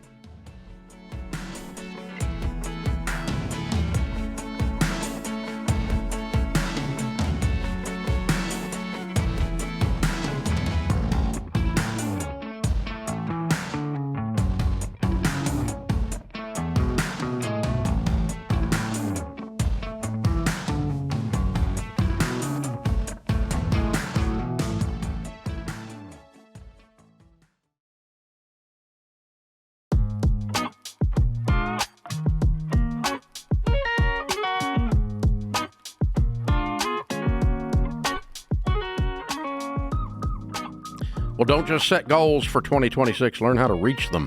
The 2026 Ramsey Goal Planner is here. It's packed with monthly content from Jade, Rachel, and Deloney to help you stay on track with your money and faith and relationships and follow through on your goals.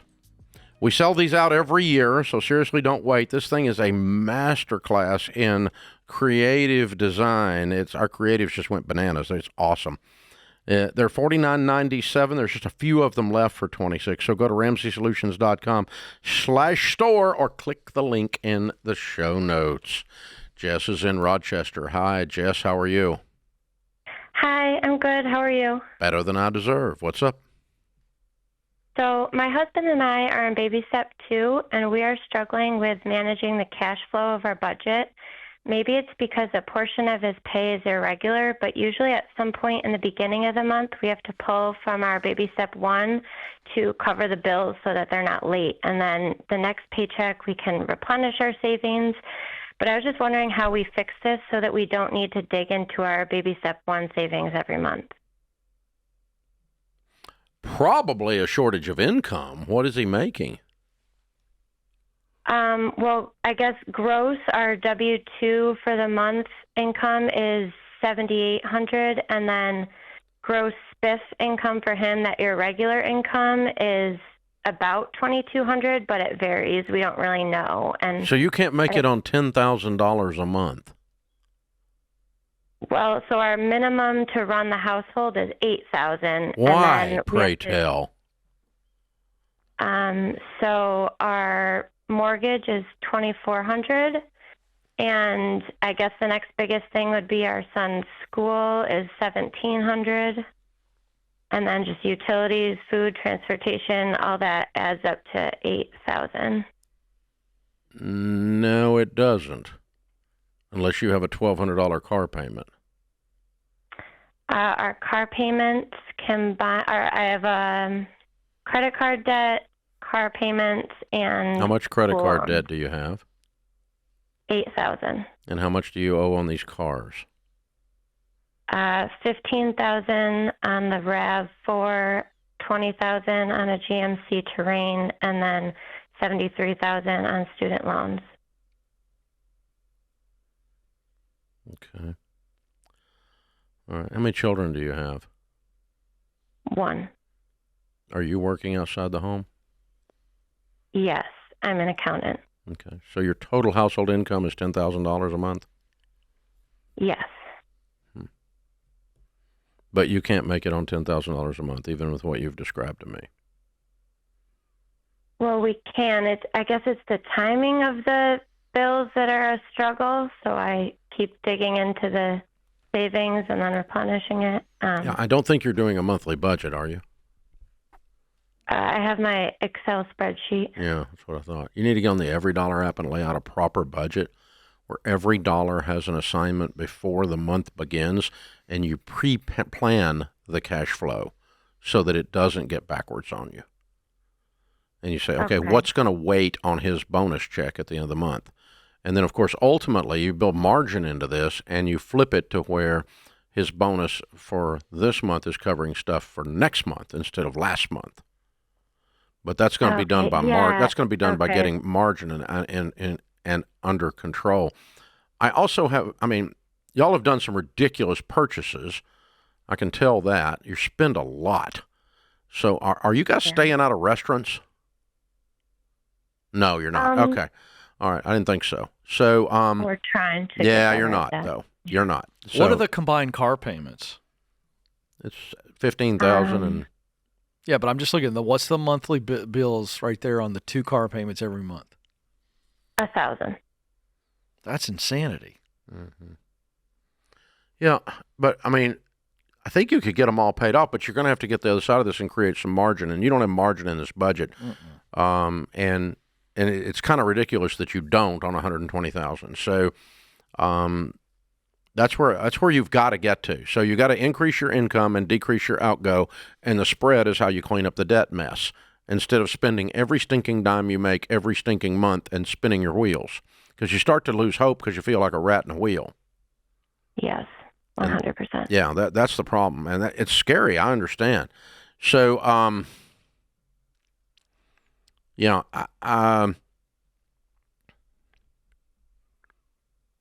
Yeah, I feel like I'm just always behind. I'm no, I'm the see, there's the nerd, word. and I'm in the It's not. Excel spreadsheet. Let me change the word. It's not I. It's we. Yeah. Okay. The two of you sit I'm the down nerd in tonight the and lay out spreadsheet, an and every he's- dollar budget for the upcoming month. The two of you sit down tonight and say, okay, why can't we live on $10,000 and look at it together and start asking yourself the question what has to be cut. Number one, you need to not go on vacation. Number two, you need to stay out of restaurants unless you're working there as your extra job to get your income up. Okay. That's it. And then we burn our lifestyle to the ground. If that doesn't work, we start selling cars. Okay. And get rid of these debts. Because I've got to create $1,000 to $2,000 worth of margin in this to start reducing these debts rather than just spinning our wheels. And you're not going to do that, A, without a plan, and B, without cutting spending, and probably C, increasing your income somewhere. You probably could pick up some side gigs on accounting that you could do, quote, spare time, unquote, evenings after the baby's asleep, whatever. It's tax time here right now. You got a bunch of filings and stuff going on right this second. Probably too late on that one, actually. But, whatever you can do around Christmas, whatever he can do to pick up. And just, if you picked up a couple grand a month and use that, let's get rid of the credit card debt. And then let's get rid of the car debt. And now we start to have some margin. And then we can knock off that student loan debt and work that debt snowball, smallest to largest in that order. And but you can't even talk about doing that right now because you're just borrowing from Peter to pay Paul each month. I understand. So, but I think the first thing is you're going to cut your lifestyle and get on a detailed plan. Both of those things will make you feel like you got a raise. And that's going to flip this over. But so you're about 10 to 15% of intensity that you have to turn up. This is not an intellectual exercise. This is an emotional exercise. I'm so pissed off. I'm sick and tired of being sick and tired. And that's what gets you out. That's what gets you out. Orlando is in El Paso. Hi, Orlando. How are you? Hey, Dave. I'm doing good. I'm breathing. My family's breathing. I'm blessed. That's a good thing. How are you? It's a good start. How can we help? Well, I've got a bit of a question. I just recently paid off my house. Good. My property. Yes, sir. And I'm thinking of doing an equity loan or a HELOC on the property to build another house and sell it for profit. And so I don't know. I mean, it's kind of scary. Yeah, it should be. Wondering if that's a good idea or not. No, it's not a good idea. It should scare you to the point you don't do it. You just worked to get your house paid off. Okay. Now you're going to roll the dice on your personal home and hope you hit red?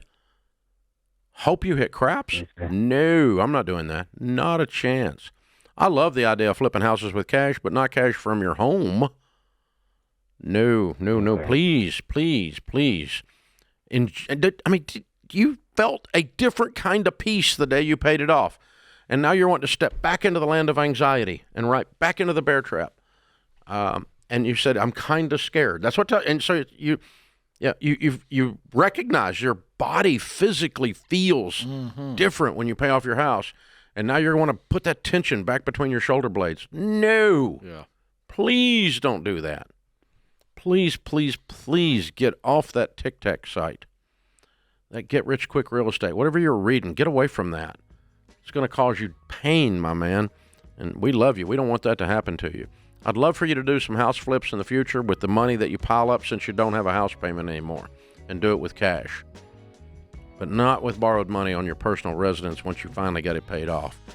Whew, that makes my head hurt. Oh my gosh.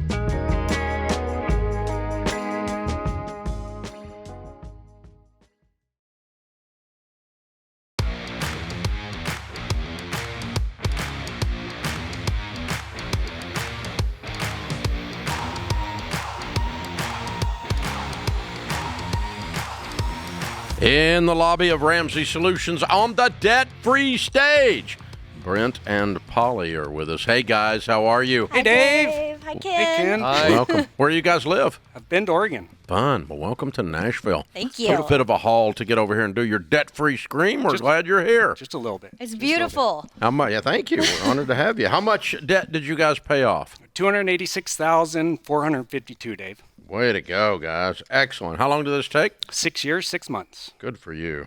I love it. And your range of income during that 6 years and 6 months? 108,000 up to 170,000. 170? 170. Oh, wow, good. And what do y'all do for a living? I am a NDT radiographer, Dave. Mm-hmm. And I work in accounts receivable for a digital marketing tech company. Very cool. Good for you guys. Well done. And the kind of debt, the 286, what kind of debt was it? 56,452 was 2 cars, a boat, and our 2 phones. Oh, wow. And then 230,000 was our house, Dave. Oh, boy. Looking at weird people. Yes! I love it. Congratulations. Finally. It's finally done. Well done. How old are you two? I'm 41. Wow. And I'm going to be 40 in May. And you have a paid-for house. We do. Yes. We do. Wow, that's so cool. It's, what's the house worth? Zillow tells us 550, but I know what we could get it for if we put it on the market. Mm-hmm. So probably right around 6. You know. That sounds right. Yeah. Sounds about right. Yeah. We know Zillow's not accurate. You're right. Exactly. Exactly. All right, and man, that's so cool. How much in your retirement nest eggs? We're roughly probably right around 860,000. David. Wow, so you're So close. 40-year-old Trying. baby steps millionaires with a paid-for house. Yeah. Oh, excuse me. That's with the house. With, yes, included. We're close. Oh, so That's you're with- heading to baby steps Yes. millionaires. Yes, Almost, heading. but not quite. By next year, Dave. Got it. Okay, Yes. yeah. Well, I mean, stock market shoots up, there will be. Well, Yeah, hey. it's just like that. So, There yeah. you go. There you Well, go. way to go, guys. How's it feel to be almost millionaires and 40 years old with a paid-for house? Wild. It's surreal, Dave. Like, it's so hard to explain. Like, you always looked at it, and I was so like, I could think how I wanted it to feel, and like now that we're here, it's like John Deloney always says, it's like you have bricks in your backpack and you take them all out. It's finally we've set all those bricks out of our backpack and down. It's just we're free. Yeah. Huge sigh. I love that. All right, so what was the catalytic moment, or was it a series of things that makes you guys go, hey, we're doing this, and not only are we getting rid of the debt, we're going all the way and paying the house off? Right, exactly. So for us, it was, we kind of thought about the answer to that question because we listen every day, and there was no aha moment, tragic life event, nothing like that happened. It was actually kind of more of a conversation that we just randomly had. I work from home, so I'm listening to the podcast all day, which is great, but kind of, he comes home one day and we start chatting about it, and we both we're very competitive people. You should see us play Monopoly. And we looked at each other and we're like, how quick do you think we could actually do this? Or is it even a thing do you think we could actually do? And I am the nerd of the family, and so I immediately got into my spreadsheets and started, color coding, putting our pay dates, putting how much, margin we have, and it was off to the races, truly, at that point. And we were like, let's see if we can do this. So no big argument, really. No, we don't argue. It was just kind She's of always right, Dave. Only at Monopoly. We don't argue. She's always right. Yeah. No, he was ready. Like, we were ready to roll, How long had honestly. you been married at that point? Right at 6.5 years. Yeah.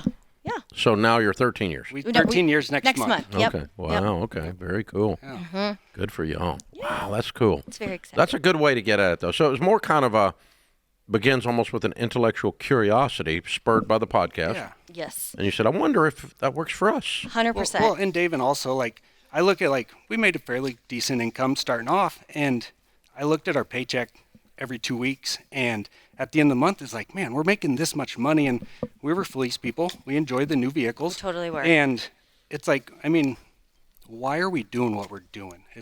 We had, like I said, a great income, and like it's just getting taken away and taken away to nothing. To what? Just so you can show people you have a nice car?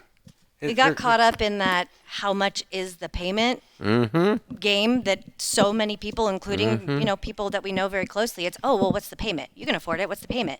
And we got caught up in that. And it was something that we were like, why? Why are we doing this? Like, just for a piece of metal that's sitting in the driveway. We called it our yard ornament. Yeah. Yeah. Expensive ones, yeah. I love it. That's fun. Well, that is cool that you're really what happened is your what you value changed. Yes. To a longer term vision that was less than the shallowness of just having a nice car. Yep. Very much so. We wanted that. We wanted to wake up and just breathe and not work. At one point, I had, like the other couple that was up here, I had 3 jobs. He was working nonstop overtime. We're just like, why? Why are we doing this with our precious little life we have? Yeah, exactly. It goes fast and you end up working your whole life for somebody else if you're not careful. It felt like we were working our whole life for the last 6 years. Yeah, we did. So off to work I go. Yeah. Yeah. Good for you guys. Who was cheering you on? Definitely our parents. We have amazing sets of parents. His parents have a paid-off home and have been a huge inspiration for us. My parents have cheered us on. Amazing friends. Yep. How did you find the podcast originally? Boredom, to be honest. If you type in boredom, we come up. No. That's what everybody wants to hear. I was bored, and I'm like, I honestly just truly was looking for something to listen to that was inspiring, and came across it and binged it for, like I said, I got sent home to work from home during Corona years, and just started binging it. And it was, to this day, it's the first thing I listen to right when I have my coffee till the show's over. So. Wow. Yeah. God bless you for putting up with us. I know. Dave, it's one thing. The rest of us, I don't know how you do it. It's hard sometimes. But yeah. Hey, not surprised. That's why I apologized. What's the key? What would you tell people the key to this whole thing is? Get your butt to work. Oh, I like that. My alarm would go off at 1 a.m. every morning, and I'd start work anywhere between 1:45, 2, and then I didn't get off till 3:30, 4 o'clock. And I would do that 4 days a week, and then on Fridays I'd go in and work 6 hours, and then we had our side hustle that we would get furniture, and we would turn around and paint furniture and sell them. Anything on the side of the road was mine. If you look at some of our photos that we have, that's our garage. Oh, wow. At one time, we had 42 dressers in our garage. Furniture store in the kitchen, took it over, no room for anything. Yeah. And okay, that's kind of like our end result. Right? So this is going to inspire some people real fast. Yeah. Give us one example of how much you paid for a piece of furniture and how much you flipped it for. So she got one off the side of the road actually for free. Right. And we put it on a trailer, took it home, and I think she ended up selling it for $750. Come on. It's a beautiful Drexel, vintage. I mean, Wow. Yeah. Just cruising around the rich end of town, see who puts something on the curb. If I see it, I'm like, babe, get in the car. Dave, it was 6:30. It was 6:30 in the morning one morning, and she jumps off the couch with coffee, and she's like, we gotta go. There's a dresser on the street. And we went and grabbed it. Somewhere in Bend, they're going, oh, I put that out there for the furniture guy to come by, pick it up, repair it. Exactly. You stole it. I'm kidding. No. Only legal for you. I know. Good job. Thanks. Excellent work, you guys. Excellent work. Thank you, Dave. I'm proud of you guys. Thank you. Thank you for Very everything. cool. Good for you. Work, and get on that every dollar budget, and here we go. Yep. Yes.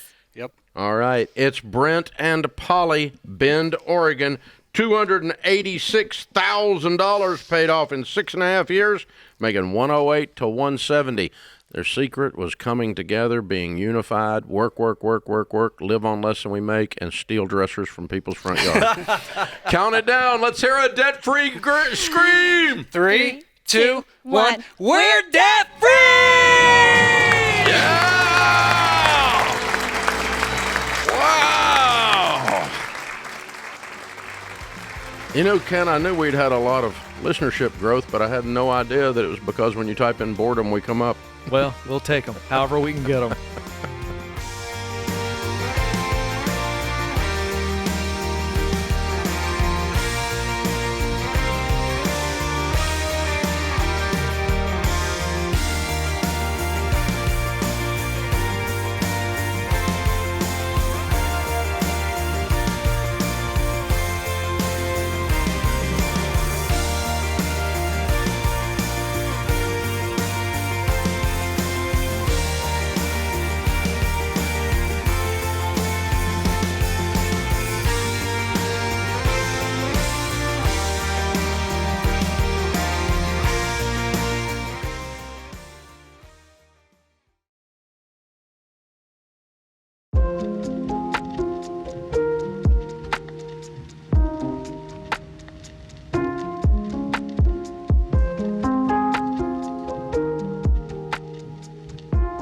Our scripture of the day, James 1:12. Blessed is the one who perseveres under trial, because having stood the test, that person will receive the crown of life that the Lord has promised to those who love him. Josh Billings said, be like a postage stamp, stick to one thing until you get there.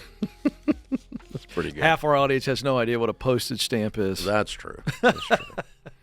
Top questions people have about online wills. How do I know if I need a trust or a will? Well, if you've got a large estate, something north of $1 million, you may need an actual attorney to do the will for you, and you might need a trust at that point. But it's certainly got to be north of $1 million, probably north of $5 million before you even worry about that kind of thing. When do I need to start my online will, or what do I need? You need to know, like you do for any will, who do you want to get your stuff? Who do you want to take care of your children that are minors? And who do you want to make decisions for you if your health goes and you're incapacitated? The health care power of attorney. Is an online will legally valid? Of course. But you need to know that all wills are state law, not federal law. So when you leave one state and go to another to live, your old will is invalid. You need a will done according to your state's laws, and the proper signatures or notaries or whatever's needed, and the components of the will itself are different from state to state. And so it's very important to get one that's state-specific. So go to RamseySolutions.com/wills quiz to find out if an online will is right for you. It's a free wills quiz, and we'll start to learn about this stuff and get that taken care of. It's what grown-ups do. Matthew's in Salt Lake City, Utah. Hi, Matthew. How are you? Hi there, Dave. Hey, Ken. How are you today, gentlemen? Better than we deserve. How can we help? Awesome. Just had a quick question for you. I'm quite entrepreneurial in spirit, and 1 year ago, I unfortunately had to close a business and was advised to declare Chapter 7 personally just to protect myself from some of the dotted lines I had my name on. Did you? I did, yeah, in early December of 2024. Wow, that's hard. Yeah, it was definitely a fantastic learning experience for me. I have since pivoted and been saving as much money as I can and paying down some of the accounts that were associated with that business closure just out of a moral. And I am due a bonus quite soon at my current position, and I already have about $12,000 in savings, and I just kind of wanted to see if you recommend debt snowballing, some of the past due stuff associated with the business, or how do you associate, non-personal debt, but if you're paying stuff off where there's a variance of different things? Well, it was personal debt when it was in the business because they didn't loan your business money. You had personal signatures on all of it. That's why you filed Chapter 7. That's fair. That is correct. And so now you don't have any debt, legally speaking. Correct, yes. Okay. And you're saying that you want to go back and pay back the bankrupted debt. Yeah, as much as I possibly can, just as a small business operator. I know I owed some small businesses, AP accounts and stuff like that. So just to I've never taken money from anyone. So, just how much is involved if we total all those accounts? About 187. Okay. Right. Is all of it associated with the business. Okay. And you're making what kind of money now? 130. Okay, good for you. All right. Are you married? No, sir. Okay. All right. Well, here's the thing. You do not legally owe the money, and I would only tell you to go and pay it back if you feel like God's telling you to do that. In other words, this is a moral, spiritual tug on your heart. I do not think that is required to be ethical. Okay. I did do what you're doing on my bankruptcy 10 years later. Okay. But it was not because I felt like I morally owed the money, and it was not because I felt like I ethically owed the money, because I'm pretty sure I didn't. The laws of the United States allowed me to file bankruptcy on the debts. I had repaid already 90% of it before we went bankrupt anyway. And I was forced out by craziness on the other side of the discussion. But I did wake up very, very clearly knowing one of the few times in my life I'm 100% sure God told me to do something. And in my case, and it might be because I'm on the microphone doing this, but in my case, God told me to go back and pay everybody, not just the small ones, but everybody. And so, and that was a trip. I got to tell you, it took about 6 months to convince people to take money that they had not thought about in a decade. You know, particularly bankers, because it wasn't their money, and it created like work for them to put this on the books, and they didn't want to do their job and stuff. So it was weird, but yeah, I did do it, and I don't talk about it much. I don't brag about it because it's not relevant, because I'm not going to impugn that on everyone else. I felt like that was a directive to Dave Ramsey. I'm not sure if that's a directive to Matthew, but I would tell you, if you felt that strongly, you know, from a spiritual perspective, you should go do it. And I also would tell you there's no hurry. Okay. You don't have any money, you make $130,000. You don't have any money, you make $130,000. You're talking about $187,000. It's going to take a while. Right. By the time I got there, I had the money in one account to write a check and do it. It also took close to a decade to talk my wife into it, but she wasn't going to ever pay them back, because she knew what they did to us. She knew how they treated us, and she's still mad 35 years later. But don't make a hillbilly woman mad. I'm just saying that's the moral of the story. But anyway, but that's, you know, again, I hesitate to tell that because I don't want other people to impugn it as my actions are a principle of ethics or a principle spiritually. So if he decides, he was asking, does he do the debt snowball? No, I would do it one debt at a time in full. Yeah. Because the debt snowball is you pay minimum payments on everything but the little one. You're not paying any payments on these. And so I just list them smallest to largest. When I had enough to knock out the little one, I'd call them up and go, hey, feel like God told me to pay you, and I'm going to run the check over for that $13,400 that I owe you, and here, I'm going to drop it by. And I did do some of that, and the reactions were very interesting. I can imagine. They were very weird in some cases. Some people are like, nah, don't worry about it. I'm like, yeah, well, I'm too late. I'm already worried about it. So, and then others are like, it's $13,422.13. Are you going to include the interest? You know, it's like people, they all kinds of different reactions.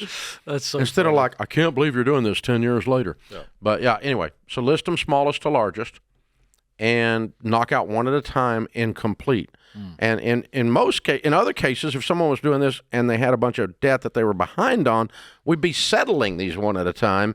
But these are settled, so we don't need to go ask for a discount on these. If you feel like you're supposed to pay it, I just go pay it. Yeah.